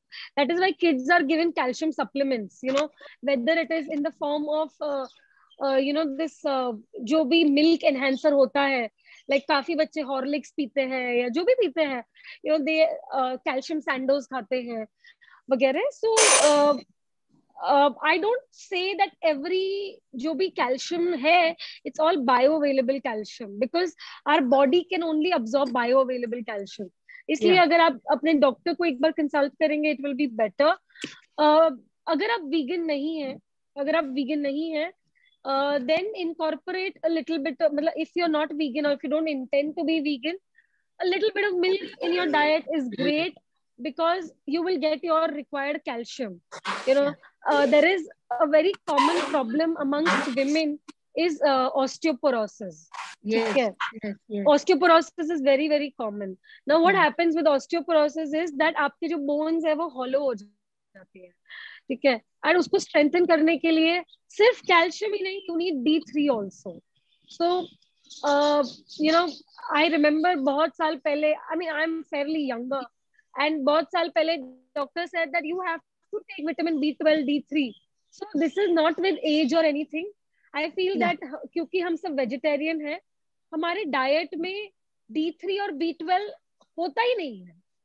मतलब कोई vegetarian ingredient, B12 थोड़ा थोड़ा milk में होता है, but बाकी हमें मिलता ही नहीं है. So without supplements, probably कोई natural ingredient हमें नहीं दे पाएगा वो. Yeah. Okay, thank you, madam. आचार्य श्री भी कहते हैं कि दूध पीने में कहीं भी लिखा नहीं है कि गाय का दूध नुकसान करता है. हाँ. जब हमारे साथ international school for Jain studies के डायरेक्टर सुलेख अंकल आए थे और वो मुझे लेके गए कि मुझे सिर्फ आचार्य श्री के दर्शन करना है, अमेरिका से आ रहा हूँ. तो जैसे ही आचार्य श्री ने उनको देखा क्यों? तो उन्होंने पता सबसे पहले उनको बुक दी, बोले वो बुक लेके आओ। अपने ब्रह्मचारी भैया को बोला कि how useful is cow's milk. तो गाय का दूध पीना ठीक है जिनको एलर्जी है या जो जिनको लैक्टो वो है, अदरवाइज गाय की उपयोगिता तो उसके दूध से ही है। और इतना तो सबको पता है कि उसको ज्यादा एक्सट्रैक्ट मत करो, जितना निकलता है। बहुत ही कोई बेरहम होंगे तो वो ज्यादा, या कमर्शियल होंगे तो वो ज्यादा निकालेंगे। तो प्रभा जी, आप भी आज शाम के बारे में भी मधु जी का भी बता देंगे तो अच्छा रहेगा। मधु कास्टिया का आज कल देहांत हो गया। वो काफी पॉजिटिव और काफी स्पोर्टिंग थी। उसने सभी कुछ हंसते हंसते सहन किया और बख्तामर की राह पर ऐसी चली और मंजू जी का हाथ ऐसा पकड़ा कि उसकी ये जर्नी आसान हो गई। तकलीफ बहुत थी लेकिन कष्ट कम होते गए और उसने ये जर्नी पार की। सबके सामने डांस भी किए, पेंटिंग भी की, हंसते हंसते अपने दुख को झेला। तो उसकी श्रद्धांजलि के शाम को 4 बजे 5:30 बजे, इंडिया में 5:30 बजे के हिसाब से, यहाँ यूएई में 4 बजे दोपहर में श्रद्धांजलि की जूम पर सभा रखी गई है। उसका लिंक भी ग्रुप में सबको भेजा गया है। तो सब ज़्यादा से ज़्यादा जुड़े और श्रद्धांजलि दें मंजू को, मधु को, और उसकी जर्नी को और आसान बनाए। वो सबकी हीरो बन गई, इस बख्तामर ग्रुप में जुड़ के सबके दिलों में छा गई। हजारों लोग उससे जुड़ गए और मंजू जी ने उसको बहुत, मंजू जी, अर्चना जी, सब ने उनको बहुत सपोर्ट किया। चारू, प्रार्थना जी, सब जितने भी हीलर्स हैं सब ने बहुत सपोर्ट किया, बहुत मेहनत की। और भगवान उसकी आत्मा को शांति दे और वो जहाँ कहीं भी हो खुशी रहे। और आशा करते हैं वो यहाँ से अच्छी जगह ही गई, अच्छी गति में ही गई होगी। हाँ जी, आप कुछ बोलना चाहेंगे प्रभा जी?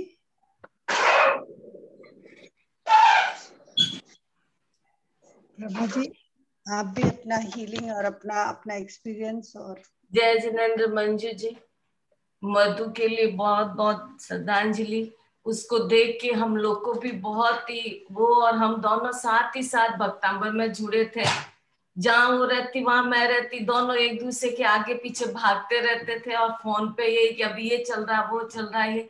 इतनी तकलीफ होते हुए भी उसने कभी आज तक मुंह उतारना कैसा होता है कि कैसे वो किसी को बोले कि मेरे ठीक नहीं है। कभी भी किसी ने भी पूछा, इतनी तकलीफ होते हुए भी वो यही बोलती है कि मेरे ठीक है, ठीक हो जाएगा, मेरे ठीक है, ठीक हो जाएगा। इतनी तकलीफ होते हुए भी हम सोच भी नहीं सकते थे कि कैसे वो बोलती थी कि मेरे ठीक है। और बहुत तकलीफ होके बहुत सहन किया और हंसते हंसते लास्ट तक, 1 वीक पहले, 10 दिन पहले डॉक्टर ने बोल दिया सबके से बात करके सबको बस कि तुम यहीं रहना, मेरे पास रहना। और हंसते हंसते बस 1 वीक से वो नहीं दिख रही थी जूम पे, अदरवाइज हमेशा रहती थी जूम पे और दिखती रहती थी। बस कि मेरा मन अच्छा लगता है, मैं सामने बैठी हूँ, मेरे को सब दिखते हैं, मेरे को अच्छा लगता है, मेरे को नींद आ जाती। रात में 2-2 बजे फोन करती थी अपनी भाभी लोगों को, मेरी देरानी को, कि मेरे को भक्तांबर सुनाओ, मेरे को नींद नहीं आती, तुम्हारी नींद तो खराब कर रही हूँ पर मेरे को सुना दो ताकि मेरे को बहुत शांति मिलती है। और 2-2 बजे वो भक्तांबर सुनती थी। मैं चाहूंगी कि दक्षा बहन ने उनको बहुत हीलिंग दी है डेली फोन करके। तो दक्षा बहन अपने आप को अनम्यूट करे। दक्षा बहन ने बहुत मधु जी के लिए बहुत मेहनत करी है। दक्षा शाह जी की भी इतनी हिम्मत देख के मेरे को भी इतनी हिम्मत आई कि मेरे को भी स्पाइन सर्जरी, लोअर बैक की बहुत बड़ी 8 घंटे की सर्जरी हुई है मेरे भी। मेरे को भी बिल्कुल ही फील नहीं हुआ कि मैं कैसे करूं और क्या होगा, कैसे होगा। डॉक्टर मेरे को 3 बार बुलाया वापिस करने के लिए कि वापिस एक माइनर ऑपरेशन होगा। तो मेरे को हमेशा यही लगता है मेरे कुछ नहीं होगा, मैं जाती हूँ डॉक्टर के पास, चली जाऊंगी पर होगा कुछ नहीं। और वही हुआ, 3 वीक से मैं जा रही हूँ और जाती हूँ, डॉक्टर बोलते हैं ठीक है, बॉडी एब्जॉर्ब कर रही है अपना आप ही आपका। और आप 3 वर्टिब्रा में होना था और सिर्फ 2 में हुआ। 2 वर्टिब्रा निकलना था, तीसरा अलाइनमेंट होना था, पर एक ही वर्टिब्रा निकला। एक अपना और आप फिट फाइन बैठे। बड़ी सर्जरी के बाद you are sitting up straight, कितनी बड़ी बात है। भक्तांबर की महिमा बहुत अपरंपार है। पूरे घर में चलती है, वॉक करती है, अपना काम करती है, स्नान करती है, सब कुछ अपने से कर रही है। तो मिरेकल हो, आप मिरेकल हो भक्तांबर के। आप भी जैसे मधु जी मिरेकल थे, आप भी मिरेकल हो भक्तांबर, वैसे कहते हैं आप। सब आपकी कृपा से सब हो रहा है सब। नहीं, मेरे कुछ नहीं, सबकी अपनी भक्ति है। आपने भी हीलिंग दी थी जब ऑपरेशन हुआ था, तब जहाँ में गई थी तब आपकी हीलिंग लेके गई थी थिएटर में। निदान भी किया था, उसकी पूजा वगैरह भी की थी। तो दक्षा जी आप बताइएगा जरा, मधु जी के कैसे हीलिंग किया? हमको तो पता नहीं था। कल ही मेरी बेटी एग्जाम देने बैठी और बोली कि मम्मी हो गया। मैं बोली क्या बोलती है? पर मेरे को इतना ऐसे खुद की जैसे बहन होना ऐसा, और मंजू दीदी को तो वो पूरा ऐसे इतना चाहते थे मेरे को। एक एक बात की वो बात करते थे। उनको ऐसा लगता था कि बस मंजू दीदी है ना तो मैं ही हूँ, बस उनको दुख नहीं होना चाहिए, वो बस उनको कुछ नहीं होना चाहिए। मैं उनके लिए, उनको खुद अच्छा नहीं था तो मंजू दीदी के लिए पूरा प्रार्थना करती रहती। रात को मैं 1 बजे भी उनको हीलिंग देती थी। बोलते थे दक्षा बहन मेरे को बस दूसरी किसी की चिंता नहीं है, बस मेरे को मंजू दीदी का बस सब कुछ अच्छा हो जाए, उनका बस वही वो उनका पता नहीं, उनको सब पर इतना प्रेम था, उनका अच्छा हो जाए, ये अच्छा हो जाए। और मेरे को तो उनको इतना उन्होंने सिखाया है, वो खड़े नहीं हो सकते, इतना पेन होता था। बोलती थी कि सौम्या को मत रड़ाना, सौम्या को मारना मत, मैं आपके बच्चे के लिए केक सिखा रही हूँ, ये सिखा रही हूँ। दक्षा बहन मेरे को पूरा सब कुछ हुई इतना बताती थी, जैसे मेरा बहन हो ऐसा मेरे को वो प्यार करती थी। मेरे को इतना दर्द होता है ना, क्या बोलूं मैं बहुत उनको पूरा पक्का मट्टी पर पूरा उनको इतना लागणी था कि बात मत पूछो। मैंने 8 दिन पहले उनसे बस बात नहीं किया। लास्ट में वो बोटॉक्स लेने गई ना तो बोले दक्षा बहन मैं गाड़ी में हूँ, मेरे को हीलिंग दे दो। तो मैंने हीलिंग दिया था। बस वही बाद में मैं अंकिता को बोल रही थी कि मेरे को एक बार बात करा दो, लेकिन उनकी तबीयत भी अच्छी नहीं थी तो मैं फोन नहीं कभी भी करती थी, बस प्रार्थना करती थी कि उनको अच्छा हो जाए बस। बहुत दक्षा बहन ने बहुत हीलिंग दी उनको, बहुत फोन पे डेली हीलिंग दी। और मधु जी के लिए तो हम सब, हमारा जब से उनका सुना है ना तो एक्चुअली में नॉर्मल सा नहीं हो पा रहा। हम जैसे कोई फैमिली मेंबर की लॉस हो जाती है ना, जैसे सुजाता जी भी गए थे तब भी 2-3 दिन तक, अभी कल तो मैं हीलिंग ली थी आचार्य जी से, तो अभी जो हम सब नॉर्मल वे में आ नहीं पा रहे। It is such a big loss to Bhaktambar community losing. लेकिन वो स्ट्रांग बहुत थे, वो तो बहुत स्ट्रांग थे। उनकी आत्मा भी बहुत अच्छी जगह पे गई होगी, वो भी है, क्योंकि वो रात में भी वो भक्तामर, सुबह में भी भक्तामर, पूरा दिन भक्तामर, उनका जीवन ही भक्तामर में वो है। दक्षा बहन मेरे को ए महाराज साहब का दर्शन करा दो, करा दो, भगवान का दर्शन कर, इतने खुश हो जाते थे। वो बोटॉक्स का इंजेक्शन, जो बोटॉक्स लेने गए थे तब भी मैंने उनको, एक महाराज साहब ऐसे ही आ गए मेरे घर पे, मैंने बोला महाराज साहब उनकी तबीयत अच्छी नहीं, आप उनको सुना दो, तो महाराज साहब ने उनको सुनाया था। वो इतने खुश हो गए थे कि बात मत पूछो, उनका पूरा जीवन भक्तामर में हो गया था। तो हमारे बीच में डॉक्टर सिद्धार्थ भी हैं, ऑन्कोलॉजी हाईलाइट करेंगे कि ऑन्कोलॉजी में भक्तांबर और जो रिसर्च हमारे मेडिकल कॉलेज में चल रही नागपुर के, तो डॉक्टर सिद्धार्थ अपने आप को अनम्यूट कर लें। और आप, क्योंकि मधु जी को लिम्फ एडिमा था, वो कीमो की वजह से जो लिम्फ एडिमा हो गया था तो हाथ ऊपर रेज नहीं होता था, और जो पैर भी इतना बड़ा हो गया था, एलिफेंटाइटिस जैसे हो गया था। साइड इफेक्ट हो सकते हैं क्या doctor Siddharth because of chemo या radiation? Doctor Siddharth is oncology हाँ बोलिए। सभी से जय जिनेन। स्लाइड पे हाँ, कीमो से साइड इफेक्ट ज्यादा रेडिएशन से होते हैं। अब आप रेस देते हो तो रेस से साइड इफेक्ट्स होते हैं। अभी मैं तो अभी जस्ट मीटिंग में ज्वाइंट हुआ, मैं अभी जस्ट हॉस्पिटल से आया, तो मुझे कुछ पता नहीं है कि क्या हुआ। डॉक्टर सिद्धार्थ, मैं चाह रही हूँ कि आप कीमो और रेडिएशन के बेनिफिट्स और साइड इफेक्ट्स दोनों के बारे में थोड़ा सा हाईलाइट करेंगे हमारे ग्रुप को तो अच्छा रहेगा, और ऑन्कोलॉजी के विषय में। कीमो से ऐसा होता है, पहले तो आप स्टेज वाइज रहता है, ये फर्स्ट स्टेज में है, सेकंड है, लास्ट है, थर्ड है, ये डिपेंड पेशेंट के ऊपर होता है कि जब हम रेडिएशन देते हैं तो रेडिएशन हम थर्ड स्टेज में देते हैं।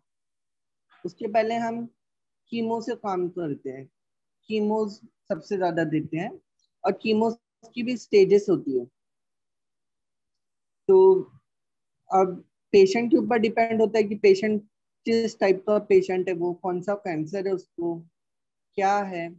तो पहले पेशेंट से हम इंफॉर्मेशन लेते हैं, देन फिर उसका सीबीसी, फिर मतलब हर एक चीज हम उसको ट्रीटमेंट करते हैं, पहले उसका डिटेल्स देखते हैं, उसके बाद हम उसका ट्रीटमेंट चालू करते हैं। तो इस टाइप से होता है वो। हाँ जी डॉक्टर सिद्धार्थ, मैं चाह रही थी कि आप उसके इफेक्ट्स के बारे में भी थोड़ा हाईलाइट करेंगे तो अच्छा होगा। इफेक्ट्स रहते हैं इसके, अभी जस्ट मैं स्टडी कर ही रहा था इसका इफेक्ट्स के। हाँ जी बता दें। वेट मंजू दीदी, मैं कुछ बोलूं?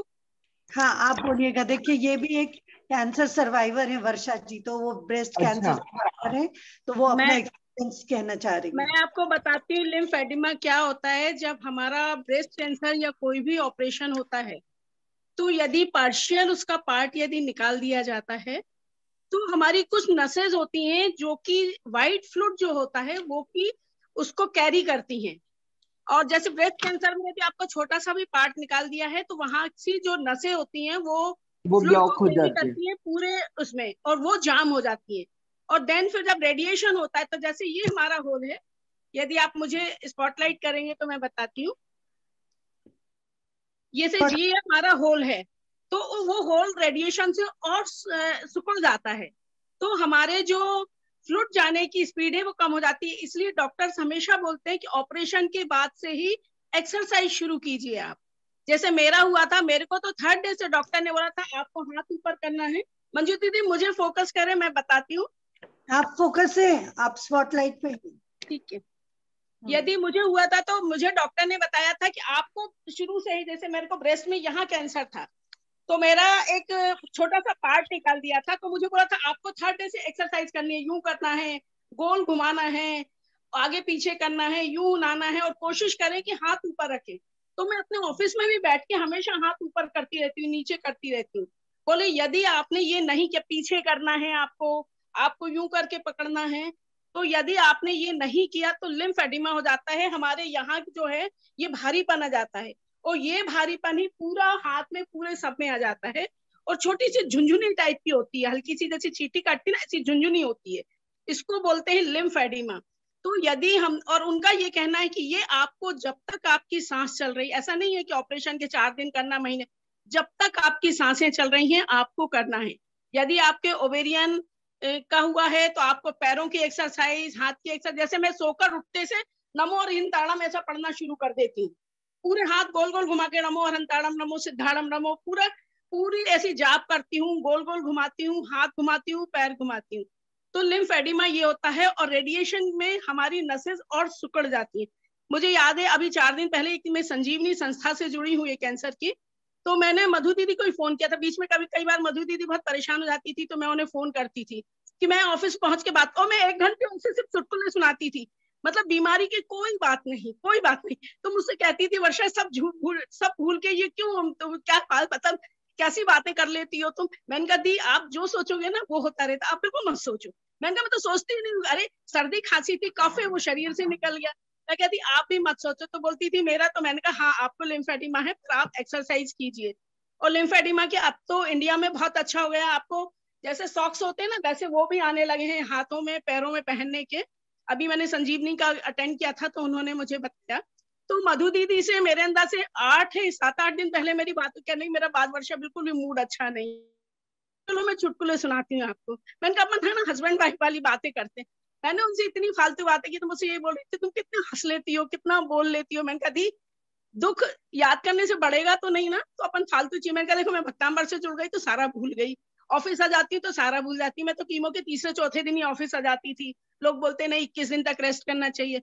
आप लोग तो आज मास्क लगा रहे हो, मैं तो 21 दिन के बाद भी 4 दिन बाद मास्क लगा के ऑफिस आती थी। और मैंने कोई नहीं कि कोई ना कुछ हाँ कुछ वहां बीमार हूँ, कोई बोलता था और बाल नहीं थे, कोई बात नहीं है। तो मैंने मधु दी को बोला कि मधु दी जिंदगी जैसी है जो है सो है, हमें वैसा जीना है। और मैंने उनको खुद और अभी मैं 2-3 दिन से रोज वो संजीवनी का प्रोग्राम अटेंड करने के लिए भी वो फोन करती थी। मुझे ये नहीं पता था कि वो इतनी बीमार हो गई हैं। और कल ही मेरी 3:30 पौने 4 बजे नींद खुली। वैसे मैं कभी मोबाइल नहीं देखती हूँ, मैंने मोबाइल देखा तो मेरे मोबाइल पे मैसेज था, शायद उनके ही किसी से उन्होंने मैसेज करवाया होगा। तो मुझे इतना दुख हुआ, उसके बाद मुझे बिल्कुल नींद नहीं आया। मुझे याद आया कि मैं मधु दीदी से कैसी बातें करती थी ना, लास्ट में तो ऐसी मतलब कैसे कैसे मैं चुटकुले सुनाती थी, यूँ सुनाती थी कि मधु दीदी सब भूल जाओ, कुछ नहीं होगा। तो मुझसे कहती भी थी वर्षा तू बहुत अच्छी है, तू मतलब सब भूल गई। मैं कहा मैं पूरा भूल गई मधु दीदी, मैं नहीं याद रखती कि मैं बीमार। मैंने कहा बल्कि भक्तांबर से जुड़ी तो लोगों का एक्सपीरियंस सुनाने में तो मुझे तो भी याद रखना पड़ता है, पर वैसे मैं बिल्कुल भी इस चीज को बिल्कुल याद नहीं करती। तो इतने अच्छे से बात करती थी मधु दी, पर से वो भी बहुत जिंदा दिल थी। कहती थी तेरे से मैं बात कर लेती हूँ ना तो मुझे 1 घंटे की एनर्जी मिल जाती है, मुझे एक बहुत अच्छा सिरप मिल जाता है। पता मैं तेरे चुटकुले ना सुन सुन के हंसती रहती, तो कैसे मतलब बाद में मैं सोचती कि इस चुटकुले पे हंसे, इसमें तो हंसने की कोई बात ही नहीं थी। मैंने कहा मैं भी आपको ऐसे ही कुछ कुछ सुनाती रहती हूँ, अपने ऑफिस की भी बात बताती रहती थी, फैमिली की बात बताती रहती थी, वो भी अपने भाई बहनों की कभी कभी बात कर लेती थी मुझसे। तो मधु दीदी तो बहुत अच्छी थी। खैर वो है कि अब इसका क्या बोल सकते दी। Varsha ji, you played a role of psycho oncologist. जो मेरा पेपर प्रेजेंटेशन था सबसे पहले वॉशिंगटन डीसी वर्ल्ड कांग्रेस में, how quality of life improves, वो आपके जोक्स हो जो कुछ भी हो, the kind of relief you gave to her, and वो the quality of life she led with Bhaktambar team for 1 year was like the best part of her life. And वो जरूर एक डिवाइन एंजल बने होंगे। The way she read, she chanted for others, she helped others during this thing, and she was connected to everybody. She was Manju दीदी, मुझे जब मैंने रात में मैसेज देखा तो मैंने मन में सोचा जब मैं भी जाऊंगी, जब कुछ जाऊंगी तो मेरा भी एक ऐसा मैसेज आएगा ना, तो कम से कम सारे लोग मुझे भी श्रद्धांजलि ऐसे ही देंगे। पता नहीं यूं ही मेरे मन में आया कि मैं भी तो इतने सारे लोगों से जुड़ी हूँ ना, सब लोग मुझे भी ऐसे ही याद करेंगे, ये करेंगे। पता नहीं क्यों अचानक से आया। फिर मैंने उनके लिए एक नमोकार मंत्र की बैठ के जाप थी मधु दीदी के लिए कि आपकी आत्मा जहाँ पहुंची हो बिल्कुल सुखी रहना, अच्छे से रहना। कोई आपने हमेशा जिंदगी अच्छी जी है, जो आ गया था आपको किन्हीं कर्मों के कारण आ गया था, पर अब आप स्वस्थ हो। और मैं कल ना आर्ट ऑफ लिविंग का प्रोग्राम देख रही थी, कल होल डे वो कुछ स्पेशल था तो देख रही थी। तो उसमें वो पूछ रहे थे कि कभी आप लोगों ने सोचा क्या कि ये अगर कोई चला जाता तो कहाँ गया होगा, क्या होगा। और मैं दिन भर से वही सोच रही थी कि मधु जी कहाँ गई होंगी, कहाँ जाते होंगे। और ये और वो कह रहे थे कभी कोई नहीं सोचता ये बात, हैव यू एवर थॉट कि जाते हैं संसार छोड़ के तो कहाँ गए, हम 400 साल पहले कहाँ थे, हम 5000 साल पहले कहाँ थे, और हम क्यों इधर आए हैं, why we have come, why we are here for. और एकदम जैसे मैं वो सोच रही थी कि वो कहाँ गए होंगे, वो हमको देख रहे होंगे ऊपर से, अगर देव बने होंगे तो उनको दिख रहा होगा कि ये सब है। मतलब ऐसे ही दिन भर सोच रही थी और सडनली वो सारे क्वेश्चन जो मेरे मन में थे वो रविशंकर जी बोल रहे थे। तो मैंने कहा देखो हमारे मन में आ रहे थे और वो एक एक चीज वही क्वेश्चन बोल रहे हैं कि अगर हम ये विचार कर लें तो बहुत बड़ी बात है। और किशोर जी भी कुछ बोलना चाहते हैं हमारे साथ, दूसरे किशोर जी हैं, वो लंदन से तो नहीं है लेकिन हमारे साथ किशोर जी हैं, वो कुछ बोलना चाह रहे हैं। जुम्बेर, मैं आपको को होस्ट बना दे रही हूँ किशोर जी। जैसे ऐसे ही दिल हल्का कर रहे हैं सब लोग अपना,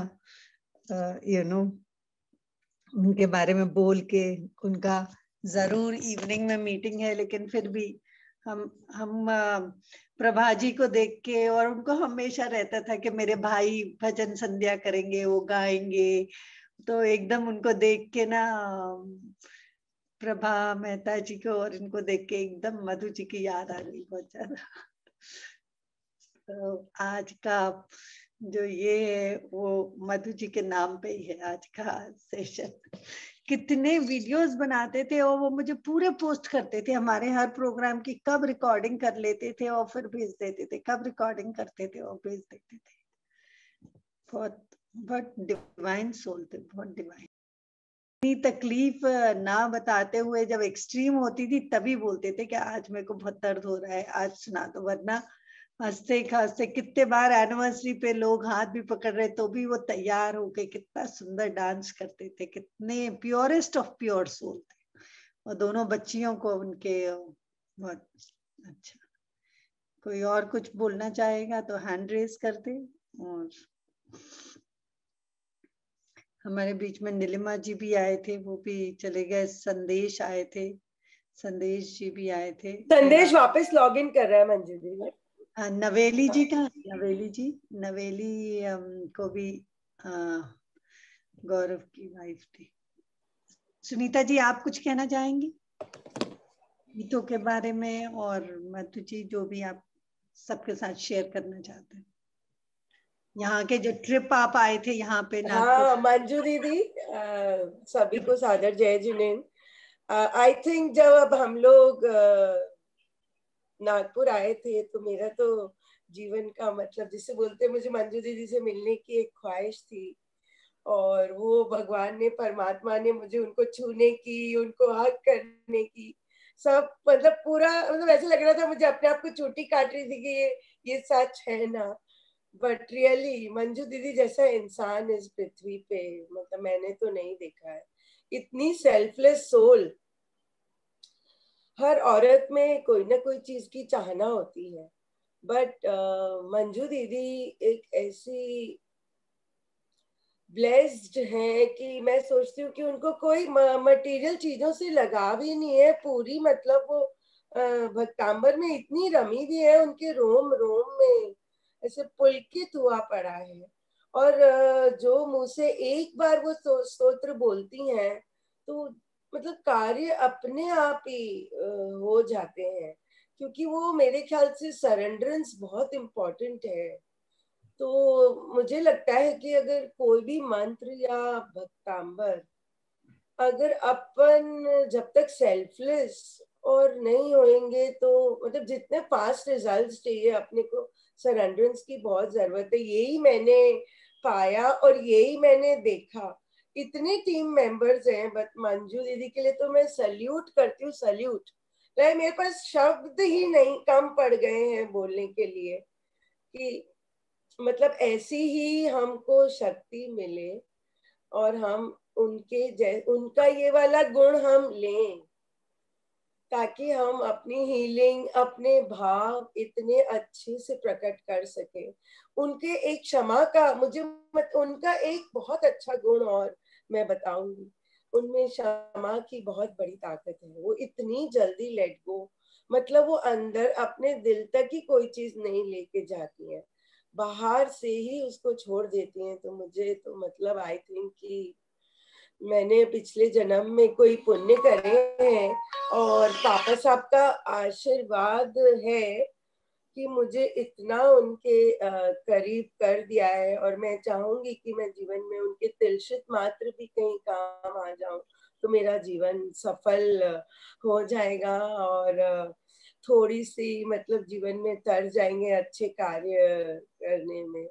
और सुनीता जी थोड़ा सा आरोग्य भारती के बारे में बताएंगे, हाईलाइट करेंगे, कितना बड़ा ऑर्गेनाइजेशन, कैसा, और वैद्य जी के बारे में थोड़ी हिस्ट्री बताएंगे। हाँ देखिए, आरोग्य भारती के लिए तो मैं क्या बोलूं मंजू दीदी, इतना ऐसा मतलब कहीं पर भी ऐसा इंस्टीट्यूट नहीं है दुनिया में जो इतना सेल्फलेस।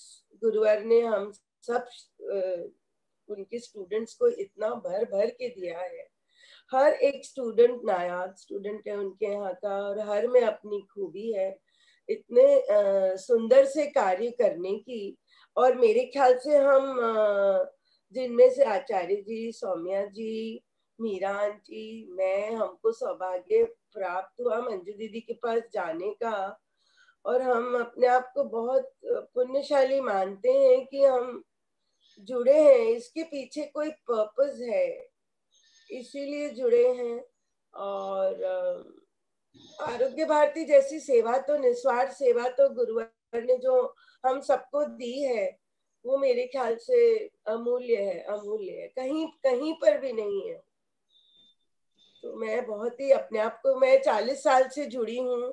मेरी सिस्टर संगीता अभी है क्लास में, वो भी 35 साल से जुड़ी हुई है। हमारा पूरा परिवार ही हम लोग जुड़े हुए हैं, और अपने आप को बहुत ही सौभाग्यशाली मानते हैं कि परमात्मा ने हमको पृथ्वी तत्व से जोड़ा हुआ है।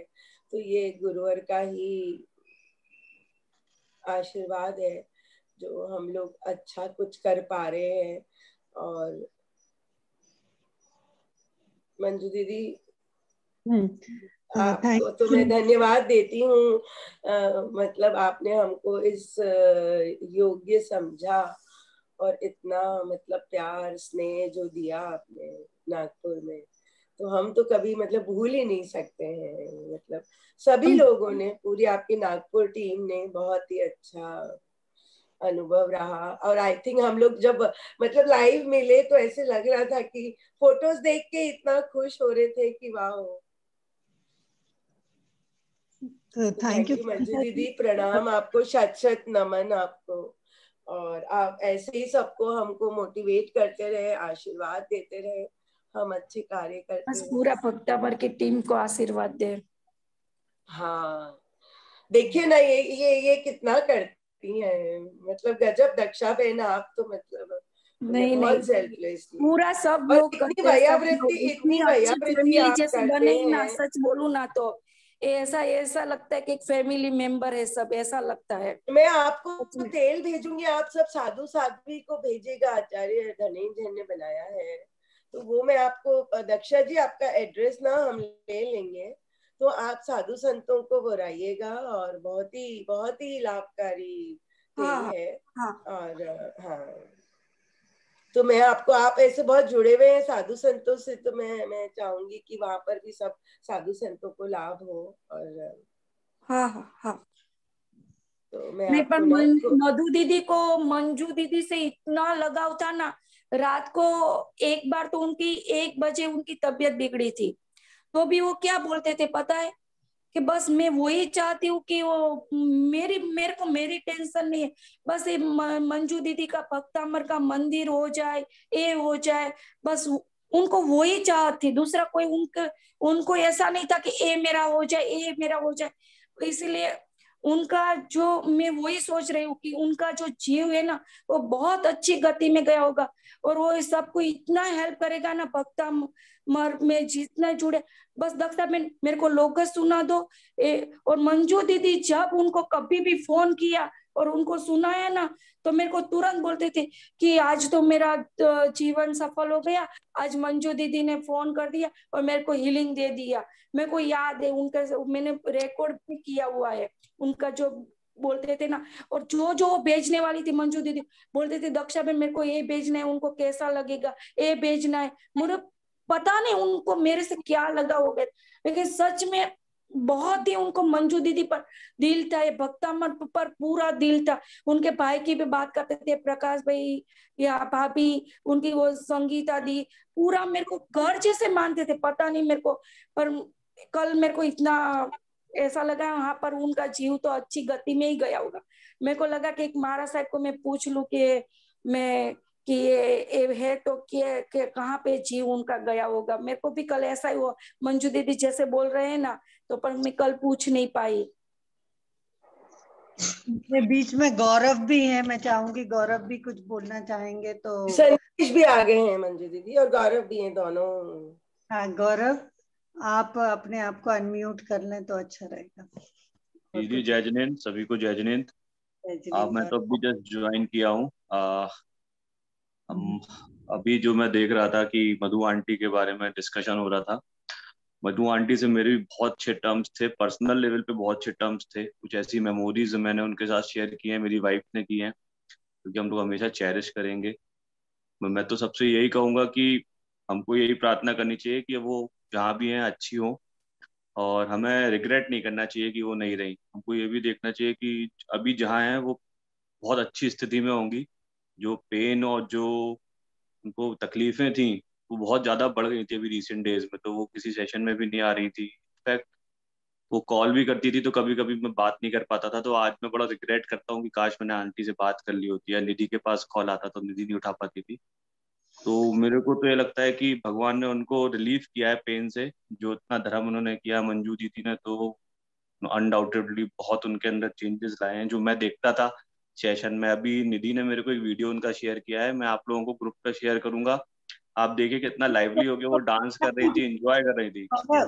अभी शेयर कर दीजिए, आपको होस्ट हो आप शेयर कर लीजिए, शेयर स्क्रीन करके दिखा दीजिए। दीदी मैं लैपटॉप से लॉग इन करके है ना फिर आपको शेयर करता हूँ वो।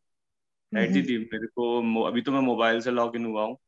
अच्छा, लेट मी चेक, मैं कर सकता हूँ। मोबाइल से हो जाता, व्हाट्सएप से हो जाता। संदेश जी भी हमारे बीच में आ गए हैं, तो संदेश जी भी संदेश जी जब तक कैरी ऑन कर सकते हैं। I'll try कि शेयर हो जाए एक बार, तो आप लोगों को भी मेरे को भी कुछ कहना है। हाँ बोलिए ना, सब बोलिए। मैं आरोग्य भारती के बारे में और आपके बारे में बोलना चाह रही हूँ। आरोग्य भारती का पूरा थीम ही श्रम सेवा स्वाध्याय के ऊपर है। श्रम सेवा स्वाध्याय, नो डोनेशन, नथिंग, केवल श्रम से चलता है, सेवा और स्वाध्याय। और वैद्य साहब तो शुरू से ही भक्तांबर और मंत्रा से ही उन्होंने उपचार किए हैं। आज उनको 69 इयर्स हो गए उनको। भक्तांबर से ही उन्होंने हीलिंग करी है लोगों की क्रिटिकल सिचुएशन से निकाल के, और उसको निकाल के भक्तांबर से ही मंत्र जाप करके मेडिटेशन सब। और सेम हियर मंजू दीदी सेल्फलेस हीलिंग। मंजू दीदी का भी सेल्फलेस हीलिंग, और जो हीलिंग देती हैं वो गति सुधार देती हैं लोगों की। भक्तांबर से गतियां सुधर रही हैं लोगों की। आपने मंजू दीदी की गति कितनी सुधार दी कि आप बता ही नहीं सकते। वो आपको इतना ब्लेस्ड करेंगी कि बता नहीं सकती। और वैद्य साहब ने हमारे फादर की उनको तो समाधि मरण दिया हमारे फादर को। He was 51 जब वो गए। वैद्य साहब ने समाधि मरण दिया मेरे फादर को। तो वो तो बहुत, और मंजू दीदी भी सेम एज लाइक एज, काफी कुछ सिमिलरिटीज है, काफी कुछ। तो मैं तो मंजू दीदी को यही बोलूंगी कि वो गतियां सुधार देती हैं लोगों की, और वैद्य साहब भी पूरी लोगों की गतियां सुधार देते हैं, कर्म कटवा देते हैं लोगों के। यही आरोग्य भारती का सबसे बड़ा पॉजिटिव यही है कि वहाँ कर्म कटते हैं लोगों के। जैसे भक्तांबर से कर्म कटते हैं, वैसे आरोग्य भारती में लोगों के कर्म कटते हैं। बहुत अच्छा संगीता जी, और आप हमारे साथ हमेशा जुड़े रहें। और हमारे बीच में गौरव, आपका हुआ वो स्टार्ट वीडियो मधु जी का हो रहा है?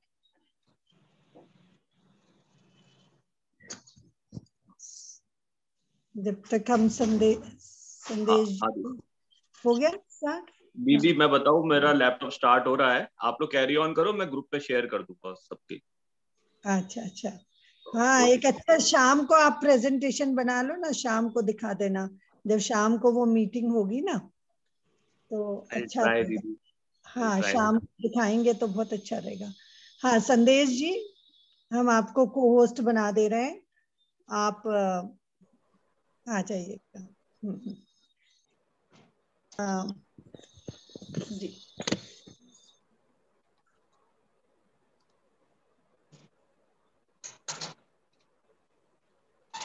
जय जिनेंद्र, प्रणाम। संदेश जी और गौरव दोनों मिल गए हैं, और हमारे जैना कन्वेंशन के लिए प्लानिंग करना है अच्छे से। जैना कन्वेंशन में हमको एक स्टॉल मिल रहा है हथकरघा के लिए, तो उसके लिए हमने प्लान करना है। नैना जी पारिक ने अप्लाई किया है, हमको मिलेगा। जो जुलाई में जैना कन्वेंशन है तो उसके लिए किस ढंग से, और हम एक महासमिति के साथ भी कॉन्टेस्ट कर रहे हैं हथकरघा के ऊपर, तो संदेश जी को ब्रीफ किया होगा, आप बोलें तो अच्छा रहेगा। आप अनम्यूट कर लें संदेश जी। संदेश ट्रैवल कर रहे थे तो संदेश को पूरा इतना पता नहीं है, तो आप एक बार ब्रीफ कर दीजिए please. He was travelling yesterday। आप संदेश जी थोड़ा सा बताइए सस्टेनेबल क्लोथिंग और इस पे, फिर हम बता देते हैं। जय जिनेंद्र सभी को। पहले तो श्रद्धांजलि मधु जी के लिए, और मैं थोड़ी देर पहले